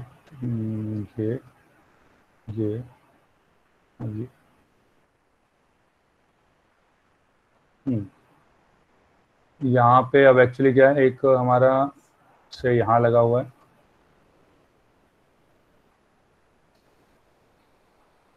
ओके। एक हमारा यहाँ पॉइंट है, सही से 1 मान लो, और ये हमारा ये पॉइंट है, इसको 2 मान लो। ठीक है, 2 क्यों माने हम, तो इसको ठीक है। ये इसके उल्टा था थोड़ा, इसका उल्टा था उस क्वेश्चन में। नहीं, अरे कोई बात नहीं, वो एक ही बात है। इसको 2 भी नहीं, मैं कोई बात नहीं, उससे कोई फर्क नहीं पड़ने वाला है। 1 2 3 4 ये 5 मान लेते हैं, ये 6 7 और इसको 8 मान लेते हैं, ऐसे कर लेते हैं। ठीक है, सर इसके बहुत डिफरेंट सॉल्यूशंस दे रखे। कई उन्होंने क्या करा, जैसे ऑपोजिट जो वर्टिसेस है ना, जैसे ये 6 और अभी मैं बता रहा हूँ, मैं वही बता रहा हूँ, ध्यान से देखना। सर उसको ज्वाइन करके उसको as a line of symmetry use कर रखा है। फिर सर उसमें वो बता रखा है कि इसमें से नहीं जाएगा, ये जो बीच वाला है 6 और 1 वाला, उसमें से नहीं जाएगा। तो डिफरेंट आंसर्स दे रहा है। वो डिफरेंट आंसर एक्चुअली अलग अलग चीजों के लिए दे रखे हैं, मैं बता रहा हूँ, ध्यान से देखना। लेकिन अभी मैं तुम्हें यही बता रहा हूँ, अभी मैं और दूसरों में नहीं जाऊंगा। ठीक है, वो एक्चुअली डिफरेंट मैं बता देता हूँ। 1 मिनट रुको तो सही, पहले अभी ये समझ में आ गया 1 2 3 4 5 6 7 8 ये सबको क्लियर है ये वाली चीज? Yes sir. यहाँ पे सब वायर कनेक्टेड है। ये सारा बेटा एक क्यूब है जिसके अक्रॉस रेजिस्टर हैं, हर एक सारी जो रेजिस्टर्स हैं वो सब इक्वल हैं। मतलब 5 जैसे 5 to 8 के बीच में जो है वहां पे रेजिस्टर है, 6 to 5 के बीच में रेजिस्टर है। हाँ, सबके अक्रॉस मान लो R है, सबके अक्रॉस R है। ओके सर, ओके सबके अक्रॉस R। अच्छा, अब मैंने क्या कहा, ध्यान से देखना। देखो जो करंट यहाँ, देखो सिमेट्री से देखना, यहाँ पे जो अगर मैं यहाँ से करंट फ्लो करा रहा हूँ तो करंट को इधर इधर और इधर 3 हिस्सों में बटेगा। सभी को ये चीज क्लियर है? Yes sir. अब अगर 8 से निकल रहा है तो 8 से भी देखो 3 पॉइंट से जा रहा है, ये देखो यहाँ 3 पॉइंट से जा रहा है। Yes sir. ठीक है, तो यहाँ पे हम सिमेट्री का खेल खेल सकते हैं। सिमेट्री क्या कहती है कि जितना करंट यहाँ से आ रहा है उतना करंट ही यहाँ जा रहा है, इस तरीके से हम मान सकते हैं। तो उसमें मतलब कहने का क्या मतलब है कि यहाँ से हम देखते हैं कि सेम पोटेंशियल, मतलब 1 से अगर आप देखें तो 6, 1 से 4 और 1 से 2 आप देखें सेम पोटेंशियल पे है, क्योंकि सबके बीच में आर आ रही है। क्या ये चीज समझ में आएगी सबको? Yes sir. Yes sir. के लिए हम क्या कहते हैं? Yes sir. 1 से अब मुझे 8 पे जाना है तो मैं कैसे कैसे जा सकता हूँ, तो ध्यान से देखना। मैं जा सकता हूँ 6 से 8 पे जा सकता हूँ, तो पहले 6 पे गया और फिर इस तरीके से 8 पे चला गया। उसके बाद मैं क्या कर सकता हूँ, मैं 4 से 8 पे जा सकता हूँ। डायरेक्ट कैसे जा सकते हैं बेटा? वो सीधा मैं पोटेंशियल डिफरेंस के हिसाब से लेना ना, इसलिए बता रहा हूँ। अभी एक बार देख लो। Okay sir. ठीक है, इसे कहते हैं पहले हम एजेस से, यहाँ पे मतलब क्या हुआ, पहले हमने एज लिया ये 6 से, तो ये 1 से 6 हमारा एज हो गया। और ये जो हो गया वो डायगोनल हो गया। इसी तरह से 1 से 6 तो 8, 1 से 4 8, और क्या बच गया 1 से 2, तो 1 से 2 और 8। ध्यान से देखो, सब में पहले एज और फिर डायगोनल है, ठीक है। सिमिलरली अगर मैं देखता हूं तो 1 से, अब मैं डायगोनल से शुरू करता हूं, तो डायगोनली लूं तो देखो क्या होगा, 1 से मैं 5 जा सकता हूं पहले डायगोनली, 1 से 5, और फिर 5 से डायरेक्ट 8, तो इसमें क्या होगा, डायगोनली 5 होगा और एज जो होगा वो 8 होगा। सिमिलरली 5 के बाद अगर मैं देखता हूँ 1 से, तो और डायगोनली कहाँ पहुंच सकता हूँ मैं, 7 पे पहुंच सकता हूँ, 8 पे, और मैं कहाँ पहुंच सकता हूँ 3 पे पहुंच सकता हूँ, और वो 8 पे चला जाएगा। क्लियर है सभी को? तो इसका मतलब क्या है कि ये जो 6 4 और 2 है ये भी पोटेंशियल इन तीनों का सेम होगा। सिमिलरली ये जो 5 7 और 3 होगा इनका पोटेंशियल सेम होगा। तो इसका मतलब क्या है कि अगर मैंने यहाँ 1 ले लिया, लास्ट में मैंने 8 ले लिया, तो बीच में मैंने लिख लूं 6 4 और 2, और यहां पे लिख लूं 5 7 और 3, ठीक है। अब ध्यान से देखो, 1 से 6 कोई रेजिस्टर है, बिल्कुल है, तो यहाँ पे हमने रेजिस्टर ले लिया एक। फिर 1 से 4 भी होगा, 1 से 2 भी होगा। क्या सभी कोई वाली चीज समझ में आती है? और सबकी रेजिस्टेंस आर है। ये चीज आई या नहीं आई? सब सो गए? हेलो सर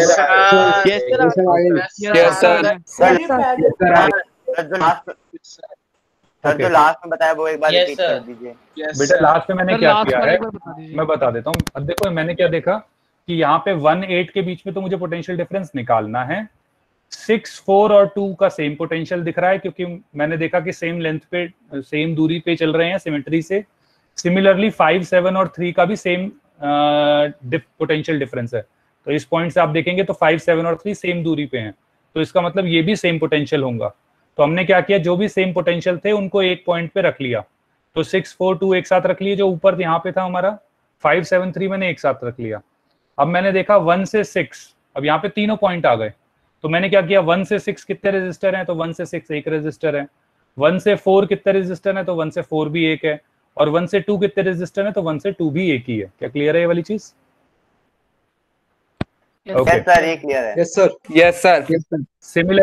सिमिलरली आप ध्यान से देखें 5 7 और 3 और 5 7 और 3, 5 से 8 एक रेजिस्टर है, 7 से 8 भी आई थिंक एक ही होगा, और 3 से 8 भी एक ही होगा। तो यहाँ पे हमारे 3 रेजिस्टर यहाँ आ गए, 3 रेजिस्टर यहाँ आ गए, बाकी सारे रेजिस्टर इन दोनों के बीच में होंगे। तो एक क्यूब के अंदर जो साइड्स होती हैं वो 12 होती हैं, या 10 1 2 3 4 1 2 3 4 और 12 होती हैं। अब ध्यान से देखा 3 इधर आ गई, 3 इधर आ गई, तो 6 रह जाएंगी, तो 6 की 6 इधर आ जाएंगी। तो ये 2, अब ये 6 की 6 अपने आप समझ जाओ, मैंने यहाँ पे 6 रजिस्टर लिख दिया यहाँ पे, ठीक है। अब ध्यान से देखें ये तीनों पैरेलल में, तो 1 से 6 4 और 2, तो R/3 आ जाएगा, ये R/3। सिमिलरली 5 7 और 3, तो यहाँ पे हमारे पास आ जाएगा R/6, और यहाँ पे वापस से 8 है तो ये आ जाएगा R/3। R/3 करेंगे तो 2R/3, मतलब सब सीरीज में और उसमें आएगा, तो 2R/3 प्लस R/6, एलसीएम ले लें 6 आएगा, तो 4R प्लस R, 5R/6 खत्म। सर इसको अगर हम 3D फिगर को 2D फिगर में डाल के अगर इसे करेंगे तो फिर नहीं आएगा? नहीं बेटा, ये ऐसे नहीं आता, ये इसका प्रॉपर यही मेथड होता है सर। मेथड है प्रॉपर। हाँ बेटा बोले। सर जो ये आपने क्यूब के नीचे वाला डायग्राम बनाया जिसमें 6 4 2 और 5 7 3 के बीच में, ये तीनों पैरेलल में ही है ना? हाँ सारे पैरेलल में, सारे पैरेलल में। ओके सर, मतलब 6 रजिस्टर है, मैंने इसलिए 6R एक साथ लिख दिया, बस मैंने 6 बनाए नहीं, ये इसलिए लिखा है बेटा, ये थोड़ा ध्यान रखना। आप लोग 6 रजिस्टर बनाना, हाँ ये 6 रजिस्टर बनाना आप, ठीक है ना। जैसे हम इक्विवेलेंट रेजिस्टेंस निकालते हैं सर किसी सर्किट में, तो सर हमें उसमें करंट का डायरेक्शन पता होनी चाहिए।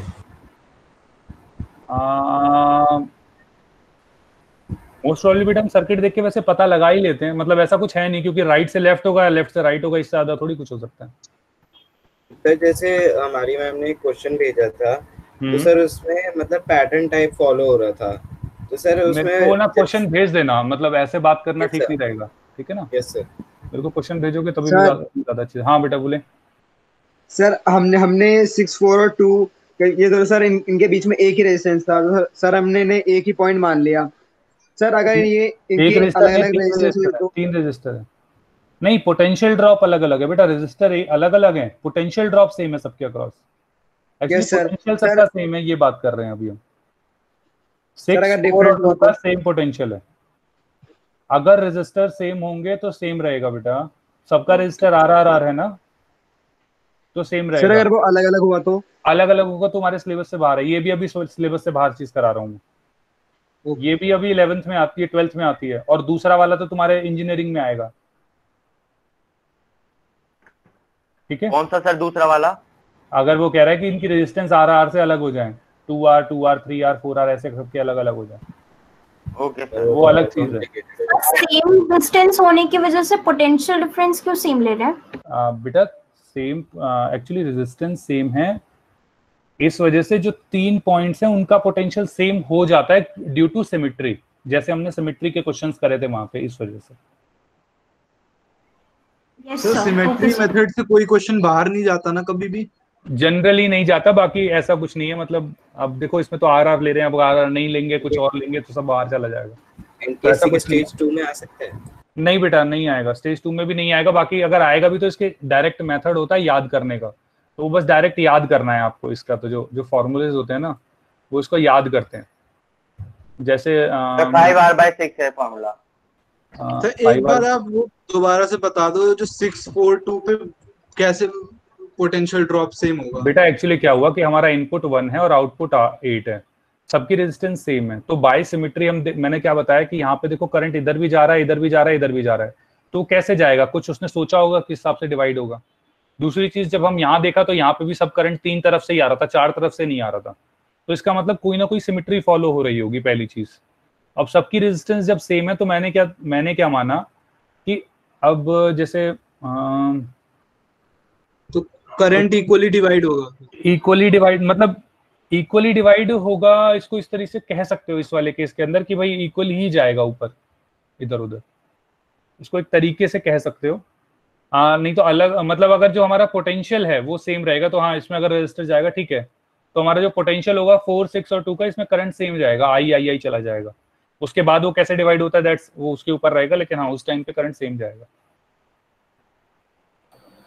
तो सर उससे हम कह सकते हैं कि पोटेंशियल ड्रॉप हाँ, उससे हम कह सकते हैं पोटेंशियल ड्रॉप सेम होगा, क्योंकि IR हम कर रहे हैं ना, आई पोटेंशियल ड्रॉप तो IR से ही आता है। हाँ बेटा, सर क्योरा से उठाया था क्वेश्चन में। हाँ वो बेटा ऐसे ही आते रहते हैं, मतलब आई भी सेम है तो आर भी सेम है तो वी भी सेम होगा फिर। हाँ बेटा, इसलिए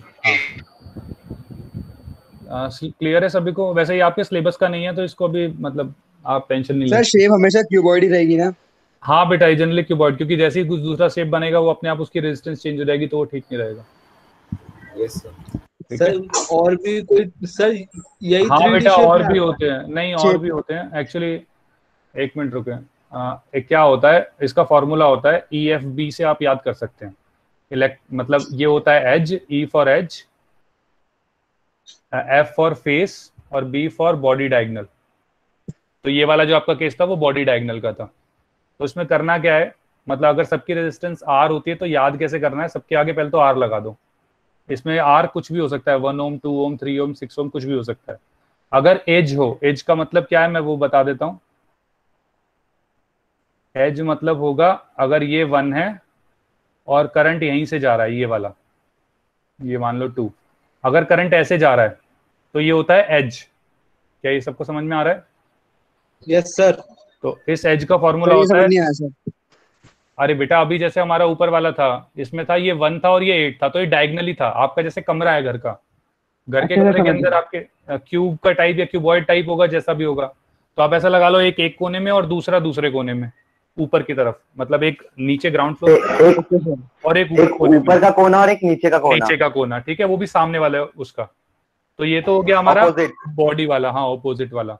अब आते हो अगर आप इसमें जो एज में मैं बताना चाह रहा हूँ, तो इसमें आप एक दीवार ले लो और दीवार के दोनों नीचे साइड वाला लगा लो।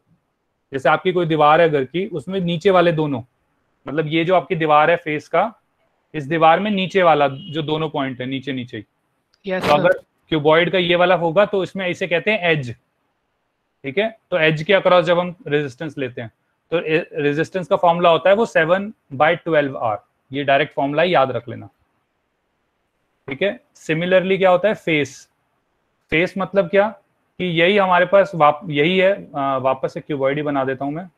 तो इसमें जो आपकी दीवार है वही है, लेकिन इस दीवार का ऑपोजिट एंड, तो ये अगर 1 है तो ये वाला एंड 2, तो ये हो गया फेस।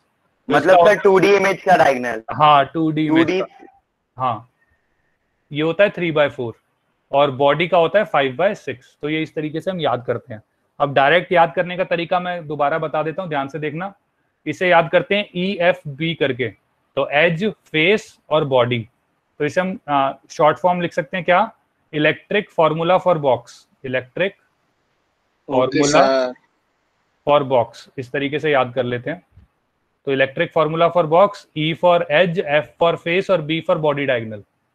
उसके बाद क्या करना है, डिवाइड करके ऐसे रेशियो लगा दो, उसके बाद लिखो 1 2 3 4 5 6 7, खत्म आंसर।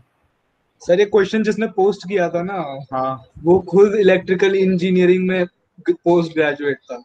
अरे वो कोई बात नहीं बेटा, इतने डिफिकल्ट नहीं है वो, बस वो हो जाता है कि कभी कभार हमने ध्यान नहीं रहता ना क्वेश्चन, तो इस वजह से। अब आप मेरे से, अगर मैंने 10 साल ये कोई सवाल नहीं किया और आप मेरे से 10 साल बाद पूछो या मैं आपसे 10 साल बाद पूछूं, तो आपको भी नहीं आएगा, आप वापस से क्वेरा पे देखोगे इस तरीके से। तो नो सर, वहां पे एक्चुअली पूछा था किसी ने कि most difficult question for equivalent resistance, तो इसीलिए उन्होंने पोस्ट किया था कि इसे सॉल्व करो। अच्छा, नहीं वो हो सकता है, मैं मना नहीं कर रहा, दैट्स अ डिफरेंट मैटर। उस क्वेश्चन को इस तरह से मत देखा करो, बस तुम क्वेश्चन को क्वेश्चन की तरह देखो, मोस्ट डिफिकल्ट की बात मत देखा करो, उससे तुम्हें कोई फायदा नहीं होने वाला, ठीक है ना। क्या यहाँ तक सभी को क्लियर है? पूरा लेक्चर आज सबने इसी में निकाल दिया, बहुत बढ़िया, शानदार, जबरदस्त। सर उसकी डीपीपी दे दो, वो जो मेजरिंग इंस्ट्रूमेंट जो मेजर करने के लिए आपने। बेटा उसकी डीपीपी नहीं है, उसकी डीपीपी नहीं बनाई है, उसमें तो वो सिंपल मैंने आपको एक्स्ट्रा कराया था, उसमें ऐसे कोई डीपीपी है नहीं उसकी।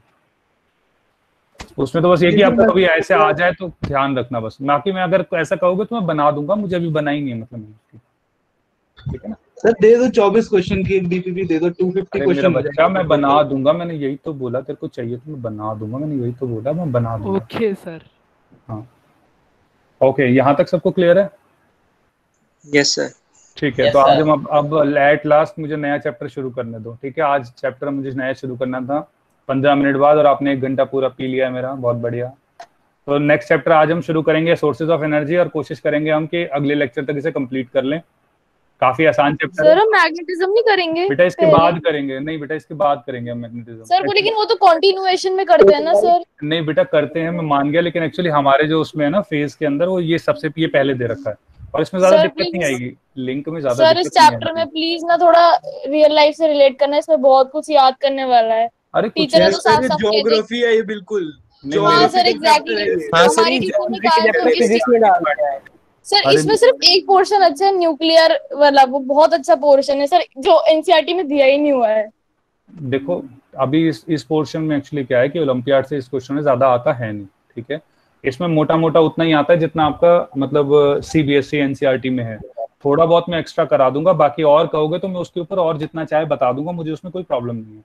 बाकी क्या है कि जो मतलब कुछ पोर्शन ऐसे होते हैं, उनको इसी तरीके से तैयार करो जितना वो पोर्शन चाहिए होता है। आप समझ रहे हो मेरी बात? मैं ये मान रहा हूँ, इसमें आप कितने भी जा सकते हो एक्चुअली।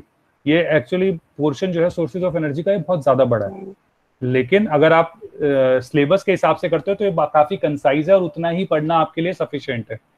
हो सकता है अगले सालों, आने वाले सालों में चैप्टर हटा ही दिया जाए, क्योंकि जो मेरी सीबीएसई से मतलब टीचर्स से बात होती है, उसमें वो बताते हैं कि मतलब उन्हें ये चैप्टर इररिलेवेंट लगता है, ठीक है। तो हो सकता है, और क्योंकि मतलब इसमें से एक्चुअली आता भी सिर्फ 3 नंबर का है, आपके फाइनल पेपर्स में इसमें 3 नंबर का सवाल आएगा बस फाइनली, ठीक है।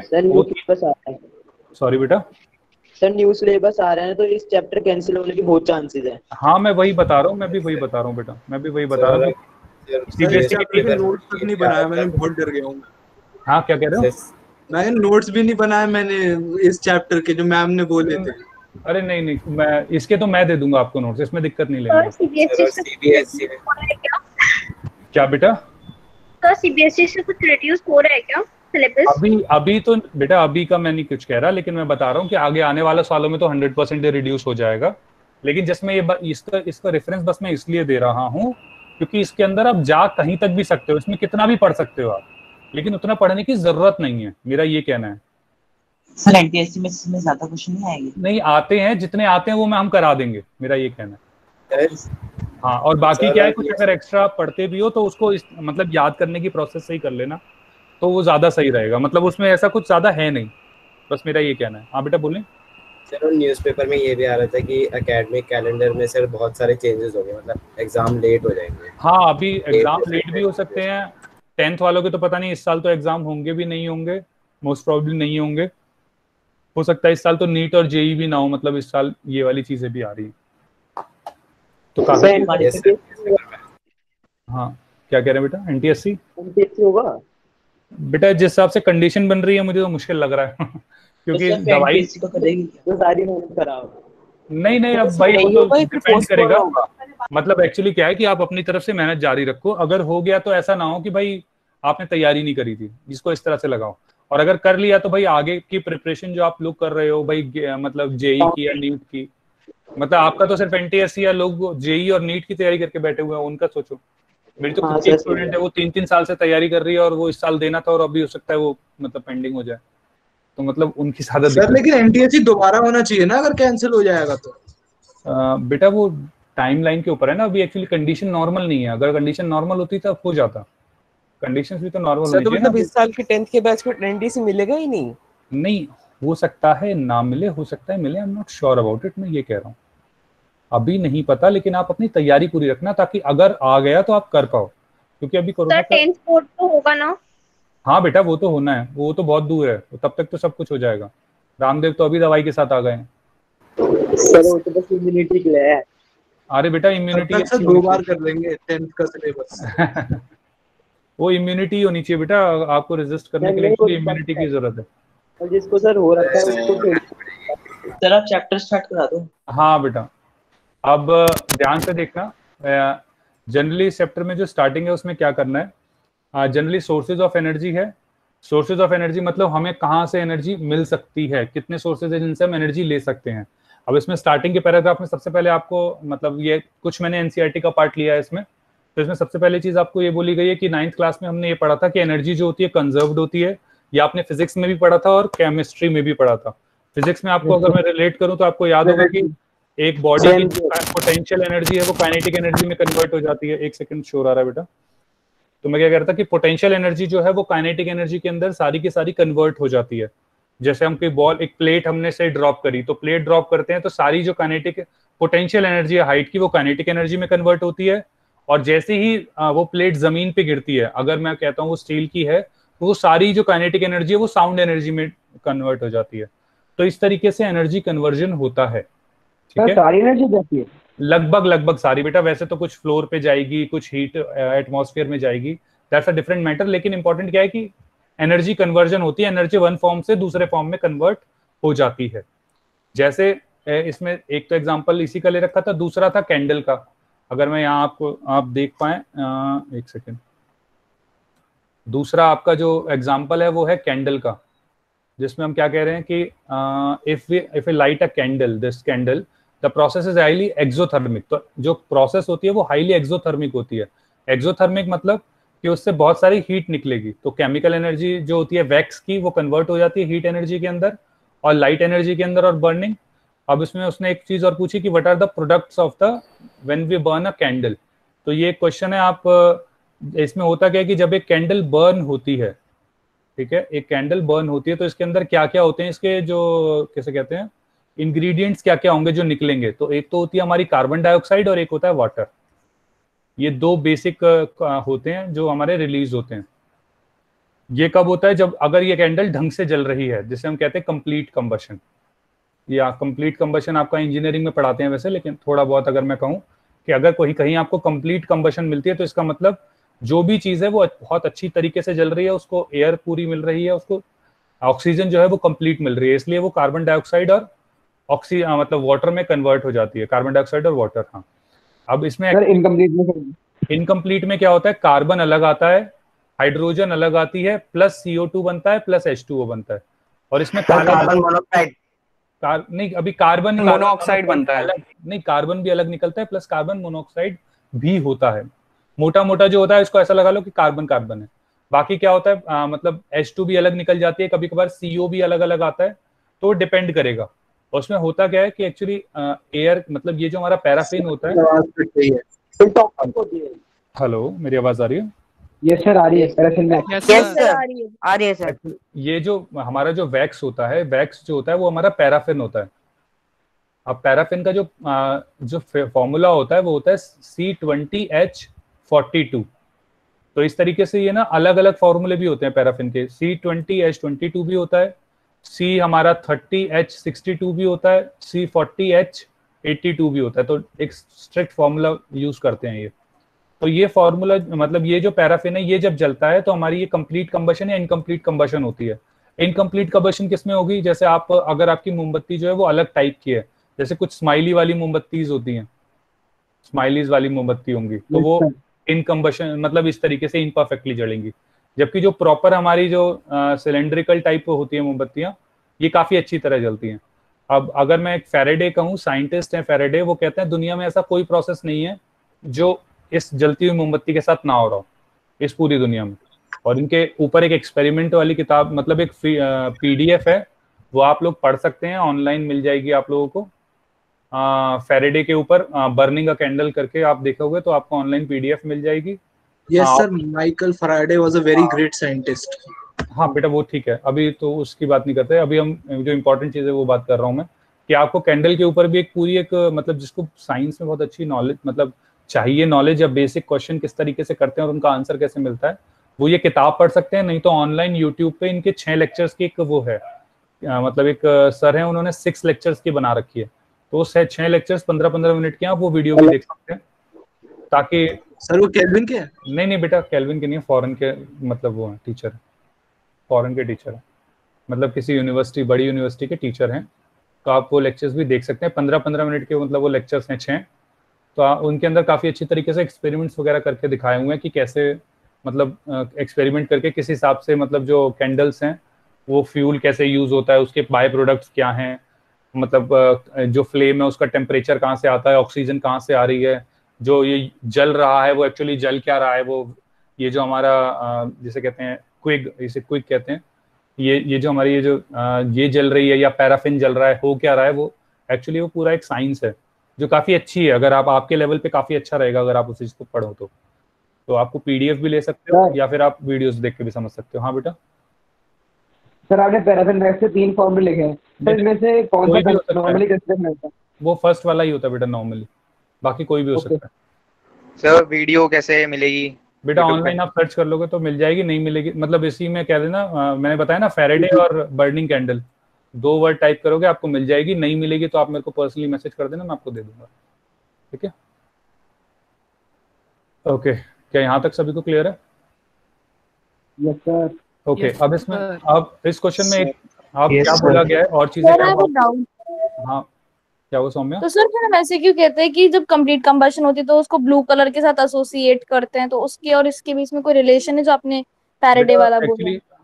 क्या ब्लू से एक्चुअली इसलिए करते हैं, कंप्लीट कंबशन होता है तो जितनी वैक्स के अंदर एनर्जी होती है, हीट होती है, वो सब यूज हो रही है, इसलिए वो ब्लू के साथ अटैच हो जाता है क्योंकि वो पूरा जल रहा है, कंप्लीट कंबशन हो रही है। अगर पूरा नहीं जलेगा तो फिर वो काला धुआं निकालना शुरू कर देता है। जैसे गाड़ी होती है, अगर गाड़ी के अंदर आप देखते हो काला, एक सेकंड, क्या कह रहे हैं बेटा? सर वो ऑक्सीजन की वजह से भी तो होता है ब्लू फ्लेम। नहीं तो ऑक्सीजन बेटा वो पूरी आ रही है ना, मतलब कंप्लीट कंबशन हो रहा है। कंबशन एक्चुअली ऑक्सीजन से ही तो होता है, और किससे होता है? तो ऑक्सीजन तो कहीं ना कहीं आ ही जाएगी ना बेटा। अगर मैं यहाँ पे भी अगर मैं कह रहा हूँ कंप्लीट कंबशन के अंदर CO2 और H2 बन रहा है तो उन दोनों में C और H तो पहले से ही है, बात तो ऑक्सीजन की है। वही तो मैं कह रहा हूँ कि ऑक्सीजन ही आएगी अगर एयर आएगी तो आसपास। जैसे अगर आप मतलब कुछ बाइक्स के अंदर देखते हैं, एक्स्ट्रा इंजन के अंदर सिलेंडर अलग अलग लगा रखे होते हैं, ऑक्सीजन के सिलेंडर होते हैं वो कुछ एक आध जो अब बहुत तगड़ी मतलब गाड़ियां होती हैं, हाई एंड गाड़ियां, तो उसमें क्या होता है कंबशन अच्छा करने के लिए एक ऑक्सीजन का सिलेंडर लगा देते हैं ताकि जब कंबशन हो रही हो तो उसमें एक्स्ट्रा हम प्योर ऑक्सीजन पास कर दें जिसकी वजह से कंबशन और अच्छी हो। जैसे अगर कुछ इंजन होते हैं जिसमें आपने गाड़ियां देखते हैं जिसमें काला धुआं निकल रहा है, तो काला धुआं निकलने से आप ये कह सकते हो जो ज्यादा ही काला धुआं छोड़ती है कि भाई इसकी कंबशन जो है वो ठीक से नहीं हो रही है। As simple as that. मतलब इंजन खराब हो गया या फिर इंजन रिपेयर मांगता है, बस वो चीज है। सर्विस। हाँ सर्विस। अब इसमें एक और एग्जांपल उन्होंने क्या कहा कि भाई ऐसे ही अगर आप एक ग्लास ले पानी का और उसको से 75 या 100 डिग्री सेल्सियस पे रख दें और रूम टेम्परेचर पे रख दें, मतलब रूम टेम्परेचर के अंदर रूम में रख दें, तो आप देखेंगे कि धीरे धीरे वो ठंडा हो जाता है। अब हीट जो है वो रूम में चली गई, लेकिन ऐसा कोई मैकेनिज्म नहीं है कि हम रूम की हीट को उस यूज करके वापस से उस ग्लास के पानी को गर्म कर सकें। इससे हमें क्या समझ में आता है? इससे हमें यह समझ में आता है कि एक एनर्जी होती है यूजफुल एनर्जी, एक होता है सिंपल एनर्जी है, क्योंकि सारी दुनिया में एनर्जी मतलब है, लेकिन यूजफुल एनर्जी बहुत कम एनर्जी है। मतलब यूजफुल जो है जैसे हमारा कोल हो गया, पेट्रोलियम हो गया, ये यूजफुल एनर्जी है जिसे हम यूज कर सकते हैं, लेकिन ये काफी कम क्वांटिटी में है, राइट। तो इसको मतलब इनको हमें ढंग से यूज करना चाहिए। या फिर जैसे लकड़ी हो गई, तो भाई लकड़ी हम ये है कि भाई वुड जो है वो हम बार बार यूज कर सकते हैं, लेकिन हमें प्लांट उतने लगाने पड़ेंगे तो उससे हम बार बार यूज कर सकते हैं। अब उसके साइड इफेक्ट्स अलग चीजें होती हैं कि उसमें धुआं ज्यादा निकलता है वगैरह वगैरह, लेकिन हाँ मतलब इसी से हम अलग अलग चीजें डिफाइन कर पाते हैं। तो इंपॉर्टेंट चीज क्या है कि जो सोर्सेज ऑफ एनर्जी हैं उसकी जो मतलब लिमिट है वो डिपेंड करेगी कि उसकी वो एनर्जी कितनी निकाल सकते हैं हम उसमें से। तो यहाँ तक सभी को समझ में आता है कि यूजफुल एनर्जी हम जो ले सकते हैं वो काफी कम है। ठीक है, अच्छा इसके बाद हाँ बेटा। सर हम ऐसा कहते हैं कि इनकम्प्लीट कंबशन में कम एनर्जी प्रोड्यूस होती है, क्योंकि बेटा ऑक्सीजन पूरी नहीं मिल पाती, जिसकी वजह से वो पूरा बर्न नहीं हो पाता फ्यूल, इसीलिए वो इनकम्प्लीट रह जाती है।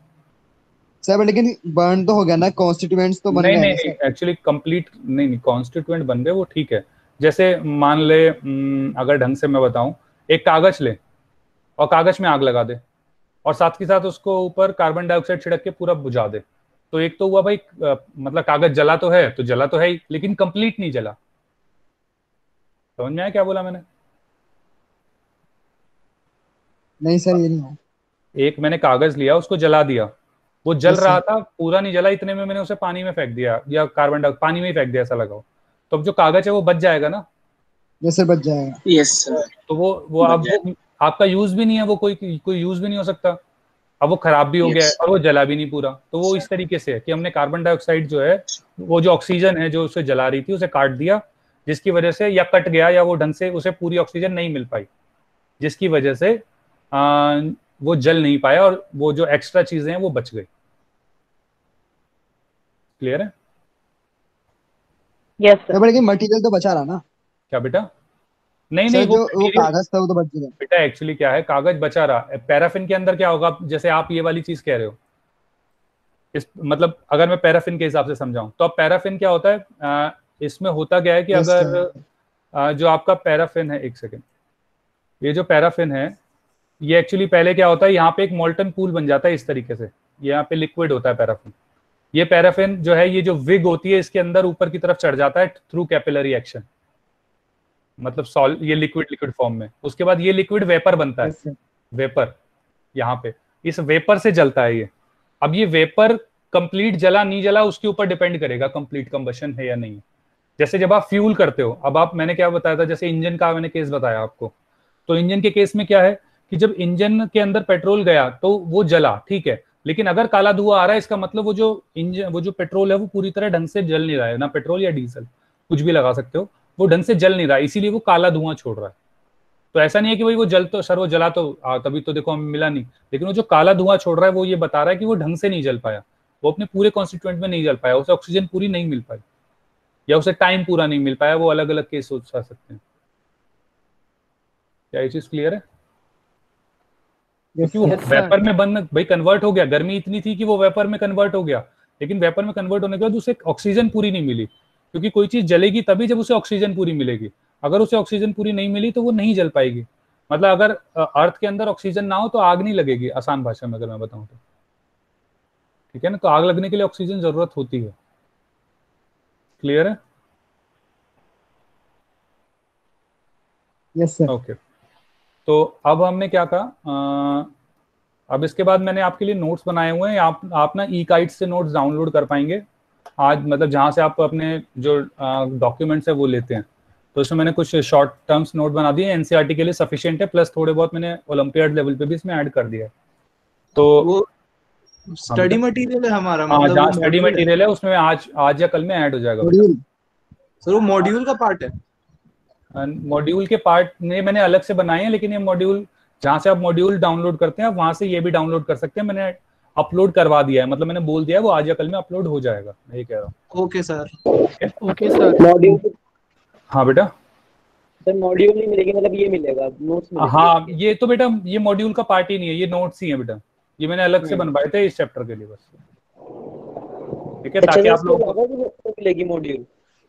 क्या कह रहे हैं सर? इसके अलावा भी सर मॉड्यूल मिलेगी? मॉड्यूल अलग मॉड्यूल तो अलग ही होता है जैसे आपको 9th में मिला था। अच्छा सही है सही। ओके तो हाँ बोले कुछ कह रहे थे? ओके नो सर कुछ। ओके अभी जितना होगा मैं पढ़ा दूंगा अगले लेक्चर में, आप सब बस ये नोट्स जो है वो ढंग से पढ़ के आएंगे, मुझे लगता है नोट सफिशिएंट है आप लोगों का, मतलब सारे क्वेश्चंस होने के लिए। बाकी कुछ नहीं होगा तो उसमें हम डिस्कस कर सकते हैं। तो सबसे पहले इस वाले चैप्टर में हम क्या क्या पढ़ने वाले हैं, तो क्या था रिन्यूएबल नॉन रिन्यूएबल, कैरेक्टरिस्टिक क्या है sources good sources of energy के, कन्वेंशनल सोर्सेज ऑफ एनर्जी क्या होते हैं, तो उसमें मैंने मतलब सब पॉइंट्स दे दिए हैं। उसके बाद इम्प्रूवमेंट मतलब इम्प्रूव जब टेक्नोलॉजी इम्प्रूव हुई तो कन्वेंशनल सोर्सेज हम कहाँ यूज कर रहे हैं, कन्वेंशनल होते हैं, कन्वेंशनल सोर्सेज वो होते हैं जो बहुत सालों से चले आ रहे हैं, 100 साल से 200 साल से चले आ रहे हैं, जैसे कोल हो गया, पेट्रोलियम हो गया, डीजल हो गया। थर्मल पावर प्लांट में भी कोल ही यूज होता है, हाइड्रो पावर प्लांट में जो हम पानी से हम जो इलेक्ट्रिसिटी प्रोड्यूस करते हैं। फिर इम्प्रूवमेंट ऑफ टेक्नोलॉजी, अब इसमें इम्प्रूवमेंट जब टेक्नोलॉजी हुई तो बायोमास में हम और अच्छा कर पा रहे हैं, विंड एनर्जी को हम अच्छी तरह यूज कर पा रहे हैं। अल्टरनेट या नॉन कन्वेंशनल क्या जो अभी लेटेस्ट है, पिछले 50 साल में आए हैं, ये इस तरीके से हैं। तो इसमें सोलर एनर्जी हो गया, एनर्जी ऑफ द सी हो गया, जियोथर्मल या न्यूक्लियर हो गया। जियोथर्मल तो एक्चुअली इंडिया में तो बहुत पहले से यूज हो रहा है, लेकिन चलो इसके बाद है एनवायरमेंटल कॉन्सिक्वेंसेस, क्या क्या हो सकते हैं क्या क्या नहीं हो सकते, उससे रिलेटेड है। और कितने साल तक, ये तो मतलब इसी तरीके से सवाल है, कोई ज्यादा वो नहीं है। ओके अगर मैं टॉपिक की बात करूं तो रिन्यूएबल कौन से एनर्जी, रिन्यूएबल या फिर इनएग्जॉस्टेबल, मतलब जो खत्म नहीं होते या अपने आप मतलब अपने आप को रिप्रोड्यूस करते रहते हैं, तो ये इस तरीके के होंगे। तो इसमें क्या होगा कि भाई वो बहुत सा अच्छी क्वांटिटी में है, पॉल्यूशन कम करते हैं, उसके एग्जांपल हमने दे दिए। इसके बाद नॉन रिन्यूएबल जो भाई जो हमारे रिप्लेस जल्दी खत्म हो जाते हैं और एक लिमिटेड क्वांटिटी में ही है, एनवायरनमेंट को भी ये हार्म करते हैं, जैसे कोल, पेट्रोलियम और नेचुरल गैस हो गया। अब अगर हम गुड सोर्सेज ऑफ एनर्जी, जो अभी हम एनसीईआरटी में भी सेम ही आ रहा था, अगर हम गुड सोर्सेज ऑफ एनर्जी की बात करते हैं तो आप लोगों को क्या लगता है कि मतलब गुड सोर्सेज ऑफ एनर्जी क्या होना चाहिए? सर जिसमें कि पॉल्यूशन सबसे कम हो, कैलोरीफिक वैल्यू मॉडरेट हो। एक सेकंड तो पॉल्यूशन कम, एनवायरमेंटल डैमेज कम हो, तो पॉल्यूशन कम, एक सेकंड कैलोरीफिक वैल्यू हाई हो, एक सेकंड, तो एक स्टोरेज की बात भी हो गई कि स्टोरेज एंड ट्रांसपोर्टेशन भी आसान होनी चाहिए, ठीक है, एफिशिएंट, रेट ऑफ बर्निंग ना तो ज्यादा तेज होनी चाहिए, अफोर्डेबल बाय ऑल होना चाहिए, इजीली अवेलेबल, जैसे affordable by all, efficient, can be done by unskilled, ignition temperature greater than renewable, ठीक है। अब क्या कह रहे हैं, इग्निशन टेम्परेचर, हाँ ये भी अच्छा पॉइंट है, इग्निशन टेम्परेचर मॉडरेट होना चाहिए। रेट ऑफ बर्निंग लिख दिया बेटा, मैंने रेट ऑफ बर्निंग लिख दिया। इन 6 में से और कोई? चीप होना चाहिए, वो नहीं लिखा मैंने, ओके चीप भी होना चाहिए, बिल्कुल होना चाहिए बेटा चीप। और कोई? अफोर्डेबल बाय ऑल, हाँ वो चीप में आ गया ना बेटा, अफोर्डेबिलिटी चीप में आ गई sir, easy to access, amount of energy per unit, हाँ तो वो कैलोरीफिक रिन्यूएबल होना चाहिए, कौन सा अवेलेबल होना चाहिए, हाँ तो इजीली अवेलेबल। इन 7 में से तो और कोई नहीं होगा, सबको ये तो क्लियर है सर? हाँ बेटा।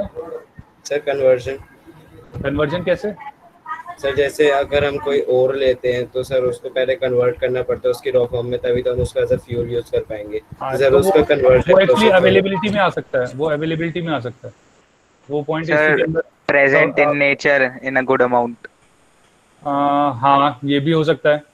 तो एक्चुअली अगर गुड अमाउंट में होगा वो एक्चुअली तभी चीप होगा, अगर सस्ता होगा कम अमाउंट में होगा ना तो चीप नहीं होगा वो, ठीक है, या अफोर्डेबल नहीं होगा।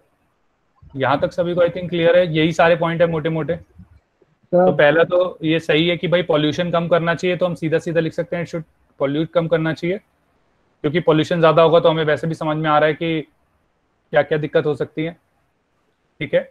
इसके बाद क्या है, स्टोरेज। और अगर पॉल्यूशन के अंदर भी एक बताऊं तो इंजन को एफिशिएंसी ठीक करने के लिए 1960s के अंदर, अभी मैं एलिमेंट का नाम भूल गया, मैं आपको बाद अगले लेक्चर में कंफर्म करके बताऊंगा। उस एलिमेंट को एक्चुअली हम यूज करते थे इंजन की एफिशिएंसी इंप्रूव करने के लिए। तो होता क्या था कि और काफी अच्छी इंप्रूव होती थी, मतलब अगर इंजन एफिशिएंसी दे रहा है 50%, तो उस मटेरियल उस सब्सटेंस को डालने के बाद जो एफिशिएंसी होती थी वो 60%, मतलब 10% इंक्रीज हो जाता था, इतना इंक्रीज था। तो 50% अगर होती थी तो 60% हो जाती थी उस मटेरियल को डालने के बाद।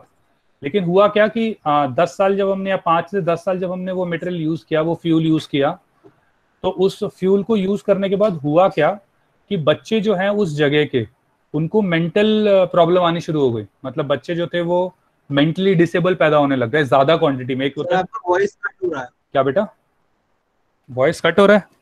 क्लियर है वॉइस, क्लियर है बेटा, बेटा क्लियर है, आप नेटवर्क देख लीजिएगा।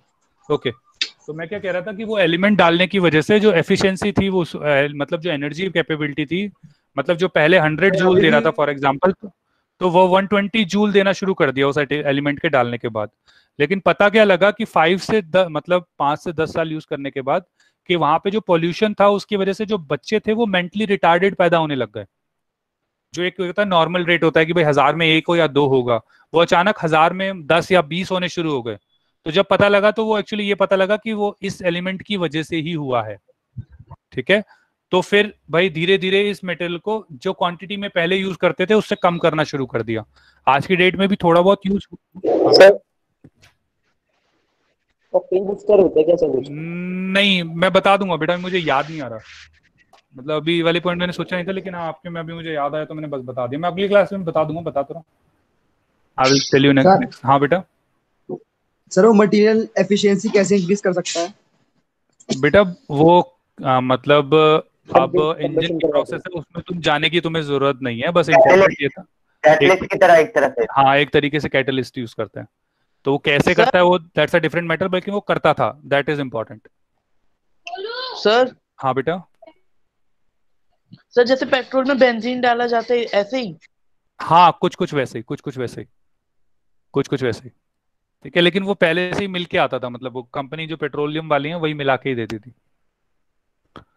सर उसकी रेडिएशन लीक होने की वजह से ऐसा होता था? उसकी रेडिएशन लीक होने से? नहीं, रेडिएशन की बात नहीं है बेटा, रेडिएशन नहीं आ रहा यहाँ से कहीं पे, रेडिएशन नहीं। एक्चुअली वो जो इसके फ्यूम्स निकलते थे, जो जब ये यूज करते थे, तो इसका जो पोल्यूशन निकलता है, जो एग्जॉस्ट से आपका बाहर निकलता है, वो पोल्यूशन एयर के साथ हेलो यस सर, वो पोल्यूशन जो है वो एक्चुअली एयर के साथ लिंक करके वो एयर में आ जाता था, और वो जब फ्यूम्स जब हम मतलब इनहेल करते थे, तो उससे वो जो सेल्स थे वो ब्रेन के साथ कुछ लिंक बना के वो उसके बाद उसको डैमेज करते थे ब्रेन को, तो वो ब्रेन को एक्चुअली डैमेज करे जा रहे थे। लेकिन ये मतलब 5-10 साल बाद पता लगा, तो जिसकी वजह से इन्होंने फिर क्या किया, इस मेटल को धीरे धीरे एलिमिनेट कर दिया। तो ये पोल्यूशन का जस्ट मैं एक आपको एग्जांपल बता रहा हूँ। सिमिलरली ऐसे ही फ्रिजेस के अंदर भी जो ओजोन मतलब एक मटेरियल यूज होता था जिससे ओजोन लेयर डिप्लीट होती थी, CFC। ठीक है, CFC। और आप क्लोरोफ्लोरोकार्बन है ना, और आप ये माने कि ये वाला CFC और ये जो मटेरियल जो मैंने आपको बताया, ये दोनों एक ही साइंटिस्ट ने इजाद किए थे। तो जिस टाइम इजाद किए थे उस टाइम तो उसकी बहुत प्रशंसा हुई, उसको बहुत सारे अवार्ड भी मिले, लेकिन बाद में समझ में आया कि उसने क्या क्या करा है। ठीक है, तो ये CFC और ये वाला जो क्या बेटा, अरे अवार्ड दैट वो मुझे याद नहीं है, लेकिन मैं बस बता रहा हूँ कि अब मतलब अब उसको बहुत गंदे तरीके से देखा जाता है, गलत तरीके से देखा जाता है। लेकिन जिस टाइम उसने ये चीजें की थी, क्योंकि भाई फ्रीजिंग उसने शुरू कराई थी, भाई फ्रिजेस के अंदर CFC उसने यूज करी, तो बहुत अच्छी बात तो लगी। इंजन की उसने 10% एफिशिएंसी बढ़ा दी, तो उस टाइम काफी बड़ी चीज कहा गया। लेकिन एक्चुअल में उसकी मतलब डिसएडवांटेजेस होती थी लॉन्ग टर्म यूज। लेकिन गलती उसकी थोड़ी ना थी। नहीं बेटा, गलती एक्चुअली क्या होता है कि कुछ चीजों को ना लॉन्ग टर्म प्रैक्टिस करनी होती है, और दूसरा क्या होता है फिर मॉनेटरी बेनिफिट्स आ जाते हैं बीच में।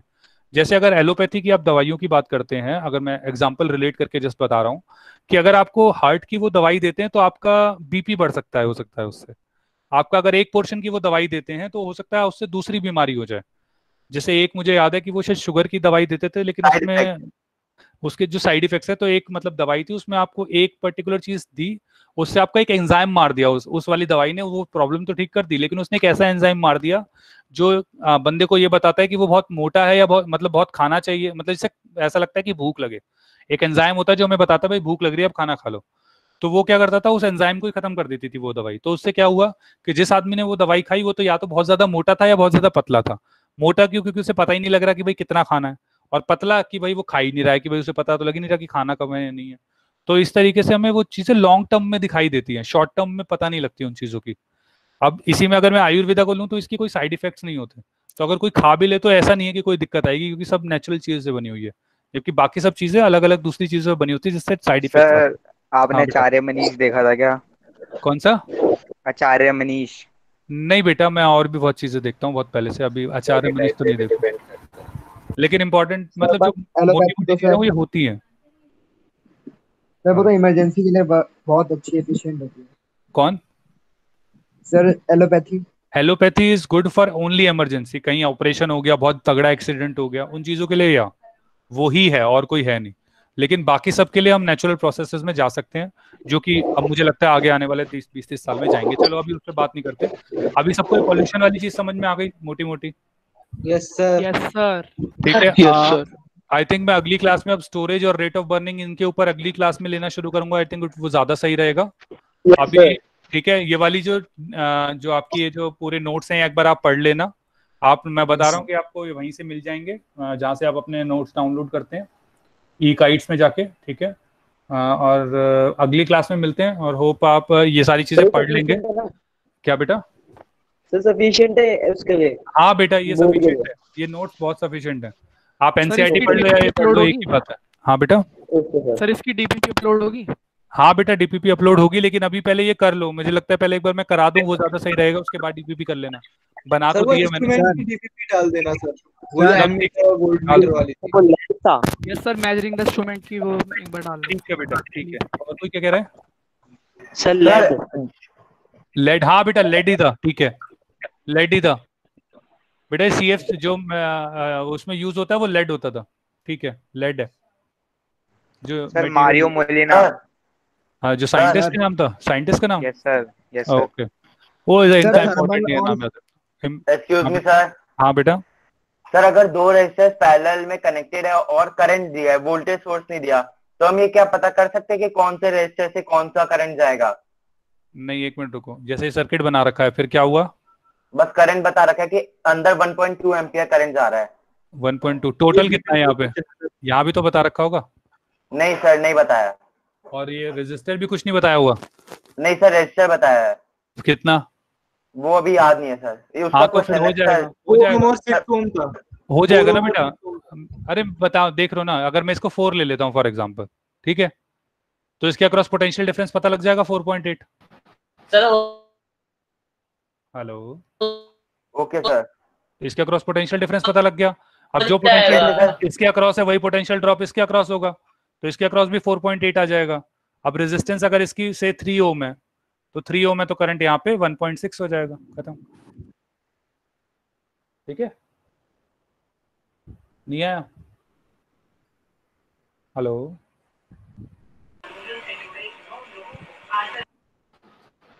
सर कुछ डाउट्स है। हाँ बोलो बेटा।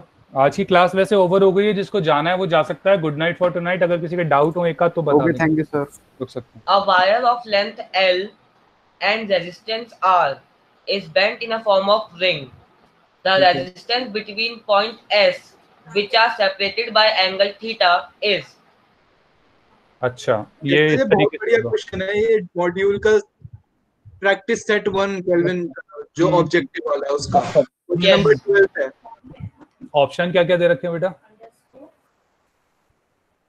Sir R by 4 pi square into theta। एक काम करो मुझे ना ये एक सुनो मुझे ये व्हाट्सएप कर दो, ये वाला जो ऑप्शन है, ऐसे लिखे नहीं जाएंगे। ये वाला क्वेश्चन मेरा फेवरेट है मॉड्यूल में। अच्छा, हाँ ये वाला थोड़ा अच्छा सवाल है। एक्चुअली क्या है, ये एक्चुअली पूरा जो से वायर है ये रेजिस्टेंस R है, ठीक है। अब क्या हुआ, किसी 2 पॉइंट्स के बीच में है। अब अगर मैं इस पॉइंट को मान लेता हूँ थीटा और इस वाले पॉइंट को लगेगी सर इसमें बेसिक वाली, जिसमें जिस डेरिवेशन जैसे करते 2 pi r वाले फॉर्मूले। हाँ बिल्कुल वही है। तो एक काम करता हूँ, मैं अगली बार इसको प्रॉपर तरीके से बताता हूँ। मुझे भी थोड़ा मतलब वैसे ही याद है, तो अगर ढंग से बताऊंगा भी मुझे थोड़ा लिखना पड़ेगा। मैं अगली क्लास में बता दूंगा बेटा, मुझे व्हाट्सएप कर देना है वाला मैसेज, ठीक है? यस सर, एक पेज का पूरा। हाँ मैं वही बता रहा हूँ, अगर प्रॉपर लिखेंगे ना। तो एक बार आप मेरे को मैसेज कर देना, मैं अगली क्लास में आपको सबसे पहले यही बता दूंगा, ठीक है? सर और भी क्वेश्चन थे? हाँ बताओ बेटा। और ये वाला तो मैं अगली क्लास में बताऊंगा, मुझे व्हाट्सएप कर देना बेटा, लेकिन ठीक है? Okay sir. ओके।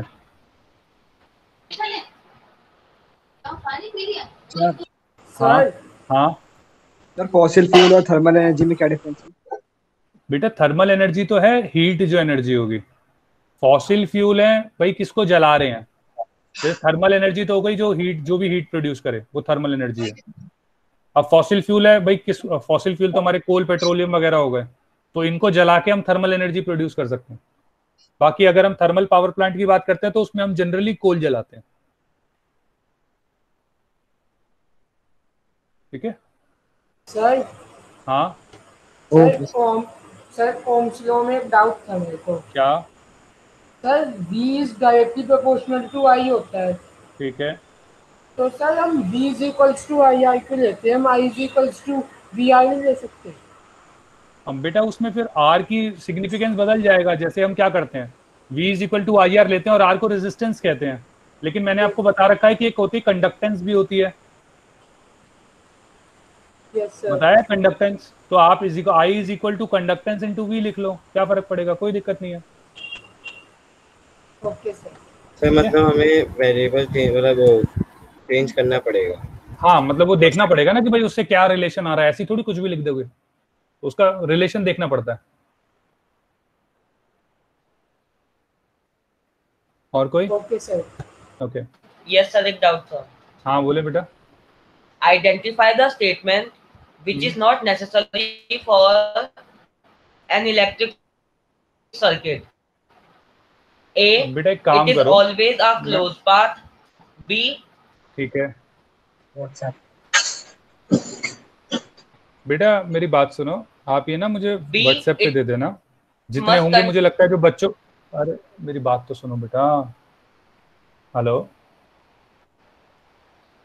हेलो, मैं कह रहा था बेटा मुझे व्हाट्सएप पे दे देना, जो क्वेश्चन मुझे वहीं के वहीं बताने होंगे मैं वहीं के में बता दूंगा, जो एक आध मुझे क्लास में बताने होंगे मैं क्लास में बता दूंगा।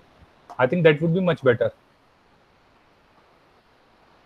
ठीक है ना? अभी आप बोलोगे आधी चीजें समझ में आएंगी आधी नहीं आएंगी, वो ज्यादा अच्छा है कि आप मेरे को क्वेश्चन व्हाट्सएप कर दो, और वैसे अब तक कर देना चाहिए था आपको, पहले ही करके रखते हो मतलब।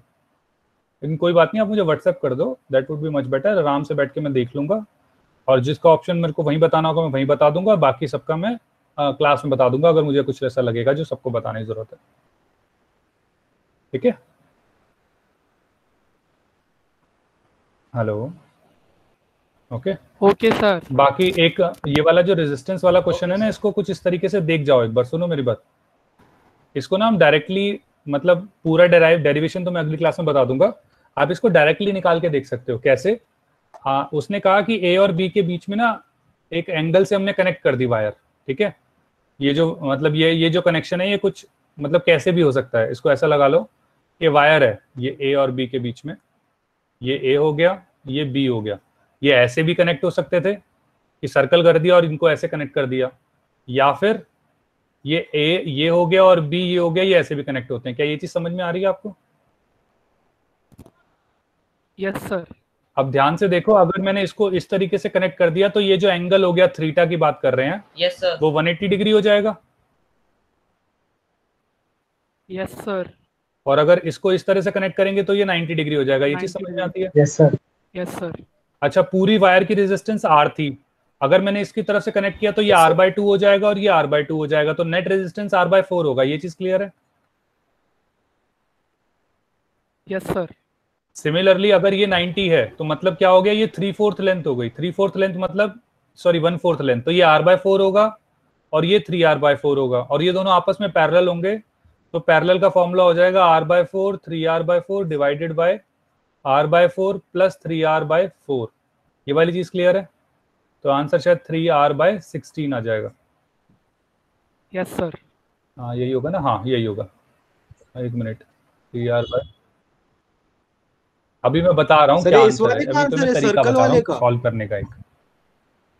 हाँ तो मैं क्या कह रहा हूँ, सबसे पहले आपने इसको 180 लिखा और दूसरे में आपने 90 रखा। 90 की आपने क्या किया, तो R/4 इंटू 3R/4, क्योंकि ये 3R/4 है, और दोनों पैरेलल में है, तो मैंने पैरेलल की तरह फॉर्मूला लगा दिया r/4 + 3r/4 और ऊपर मल्टीप्लाई कर दिया। नीचे वाला पार्ट में सिर्फ r रह जाएगा जो r से कट जाएगा और 3r/16 आएगा। तो आपके पास दो आंसर आ गए।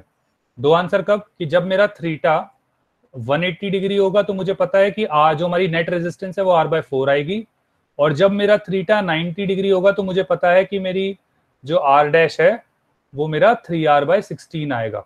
सिमिलरली आप एक और लिख सकते हो कि अगर आपका ये जो थीटा है भाई ये इधर की जगह, मैंने इसको अगर एक और तरीके से बना दूं, इस तरीके से ये a हो और ये b हो, तो जो थीटा होगा वो 270 हो जाएगा और ये 90 होगा। लेकिन आप ध्यान से देखोगे तो यही वाला केस है कि 3r/16 वाला, क्योंकि लेंथ वही रहेगी। इसमें बस ये हो जाएगा कि ये r/4 हो जाएगा और ये 3r/4 हो जाएगा। क्या समझ में आ रहा है मैं क्या बोल रहा हूँ, या मैं अकेले ही समझ रहा हूँ? यस सर, आ रहा है? Yes sir. सर आप नहीं सर, चलो, मतलब आप अब देखो क्या हो रहा है। हम सब साथ। तो ये जो थीटा है ये मुझे 3 के लिए पता लग गया। अब आपकी जो ऑप्शंस है ना A, B और C, यस सर समझ में आ रहा है। उसके अंदर थीटा के अंदर ना आप जैसे 80 डिग्री है तो 80 डिग्री को हम लिखते हैं पाई, तो पाई लगा के देख लो। तो पाई सर 180 को पाई कहते हैं। अभी मान लो, बस समझ लो कि 180 को पाई कहते हैं, ठीक है? मैं बाद में कभी बताऊंगा उसको चीज। तो 180 को कहते हैं, हाँ, रेडियन। तो अभी मैं क्या कह रहा हूँ कि पाई जो होता है वो 180 डिग्री होता है। तो थीटा की जगह क्या रखो, थीटा की जगह आप पाई रख के देखो। आपके जो ऑप्शंस हैं ABCD, उसमें देखो r/4 किस में आ रहा है, जो आ रहा होगा वो आंसर है। अब ऐसा हो सकता है कि उसमें दो ऑप्शन ऐसे हो जिसमें r/4 आ रहा हो। क्या मेरी बात समझ में आ रही है? यस सर, दो ऑप्शन है जिसमें r/4 पाई स्क्वायर आ रहा है, एक में l मल्टीप्लाइड है, एक में नहीं है l मल्टीप्लाइड। l मल्टीप्लाइड वाला गलत है।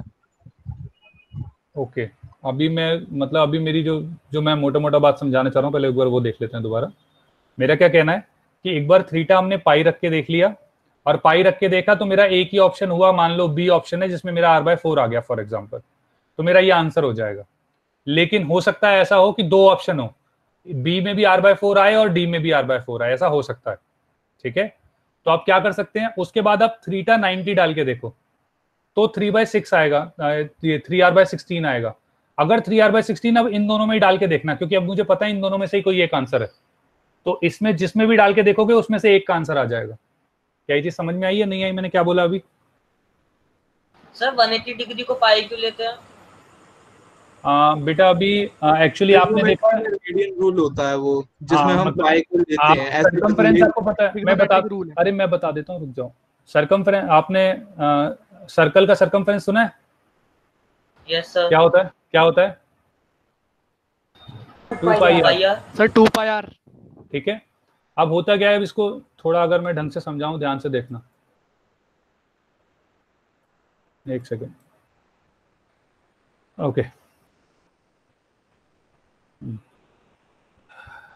मैंने मान लिया ये चीज, ये आर क्या बेटा, ठीक है? ये वायर कुछ भी लग रही हो, ये आर है। ओके, तो ये आर है, ये भी आर है, ये थीटा है, मतलब ये कुछ लेंथ है, ये थीटा है। तो इस लेंथ को हम कहते हैं r इंटू थीटा, इसे कहते हैं आर्क। क्या ये चीज समझ में आती है? Hello? Yes sir. Yes sir. ये चीज क्लियर है सभी को? क्योंकि एक्चुअली क्या है, देखो ये जितना छोटा होगा उतनी छोटी आर्क होगी। ये 0 हो जाएगा तो आर्क 0 हो जाएगी, थीटा जितना बड़ा होगा वो आर्क उतनी बड़ी हो जाएगी। अब अगर ये आर्क पूरे सर्कल की मैं मान लूं तो ये थीटा क्या हो जाएगा, r हो जाएगा 360। क्या ये चीज सबको समझ में आती है? तो हमारी आर्क जो होगी वो r इंटू 360 हो जाएगी। क्या ये सभी को क्लियर है? तो सर वो डायरेक्टली प्रोपोर्शनल है ना? हाँ, मैं वही बता रहा हूँ। तो आर्क जो है यही हमारी सर्कमफरेंस होती है। ये किसके इक्वल हो गया, 2πr के, और ये 360 डिग्री इंटू r। तो हेंस r से r कट गया, तो 360 डिग्री इज इक्वल टू 2π। तो हमारे जो पाई आ गया वो आ जाएगा 180 डिग्री। तो ये जो पाई जो होता है वो होता है रेडियन में, ये रेडियन कहते हैं इसे, और जो 180 डिग्री है ये डिग्री में हो गया। क्लियर है वाली चीज? ठीक है, आप इससे रिलेट कर पाओगे जो मैंने अभी ऊपर बताया? Yes sir. बेटा जिसने सभी क्लियर है ये वाली चीज जो मैंने यहाँ समझाई है? तो एक मतलब ऐसे सवालों के अंदर जनरली अगर आपको मतलब क्या होता है, ये सेकेंडरी तरीका है और ये ज्यादा आसान है भाई। इस वाले डेरिवेशन में एक्चुअली बहुत टाइम लगता है, मतलब आर आपको अलग अलग निकालना पड़ेगा कि आर क्या है क्या नहीं है। तो उसके लिए एक्चुअली जो आर ए बी निकालोगे वो आ जाएगा आर इंटू थीटा अपॉन में आई थिंक 2 पाई, ये इस तरीके से होगा, ये आर डैश हो जाएगा, ये R1 लगा लो। R2 जो होगा वो आपका हो जाएगा R into 2 pi into minus theta divided by 2 पाई। अब बस ये पैरेलल में है, इसको पैरेलल की तरह सॉल्व कर दो, बस खत्म। ये वाला तरीका है एक्चुअल में तो, ठीक है। तो ये दोनों पैरेलल में होगा, इसको पैरेलल में सॉल्व करोगे तो आंसर आ जाएगा। थोड़ा सही तरीका क्या है कि क्योंकि देखो अगर 180 डिग्री होगा तो मैं डायरेक्टली कह सकता हूँ ये R/4 होगा, क्योंकि R/2 होता है, ये R/2 होता है, तो इसमें मुझे ज्यादा सॉल्व करने की जरूरत नहीं पड़ेगी। सिमिलरली अगर 190 होगा तो ये R/4 होगा, ये 3R/4 होगा, तो मैं सीधा वैल्यू डालूंगा उस फॉर्मूले में, जो मुझे आंसर दे देगा वो मेरा आंसर है। ये इनडायरेक्ट तरीका है मतलब निकालने का। क्लियर है? क्योंकि हो सकता है बच्चे को ये वाली चीज जल्दी कैचअप ना हो कि R थीटा अपॉन 2 पाई क्यों किया, वो वाली चीज है, ठीक है। सर इसकी डेरिवेशन पूछते हैं एनटीएससी में? नहीं बेटा, डेरिवेशन कभी नहीं आती, डेरिवेशन नहीं आती, सिंपल यही चीजें आती हैं। अब सेकंड फेज 2 में आ सकती है डेरिवेशन, अगर रिटर्न होता है, मतलब उसमें जब रिटर्न होगा तो फेज 2 भी है उससे बाद ही, मतलब अभी फर्स्ट स्टेज में कुछ नहीं आता, फर्स्ट स्टेज में तो बिल्कुल सिंपल आता है, क्योंकि उसमें ऐसा नहीं होता ना, मतलब स्टेजेस अलग अलग होती हैं, फर्स्ट सेकंड उसके बाद और भी चीजें होती हैं। हेलो, क्लियर है सर? यहाँ तक क्लियर है आपको? कुछ और डाउट? बाकी कुछ और डाउट हो तो आप पहले मुझे व्हाट्सएप कर देना, आई थिंक ज्यादा सही रहेगा, मतलब वो ज्यादा प्रेफरेबल है। Okay sir, good evening sir. ठीक है, चलो good evening, good evening everyone. Bye sir.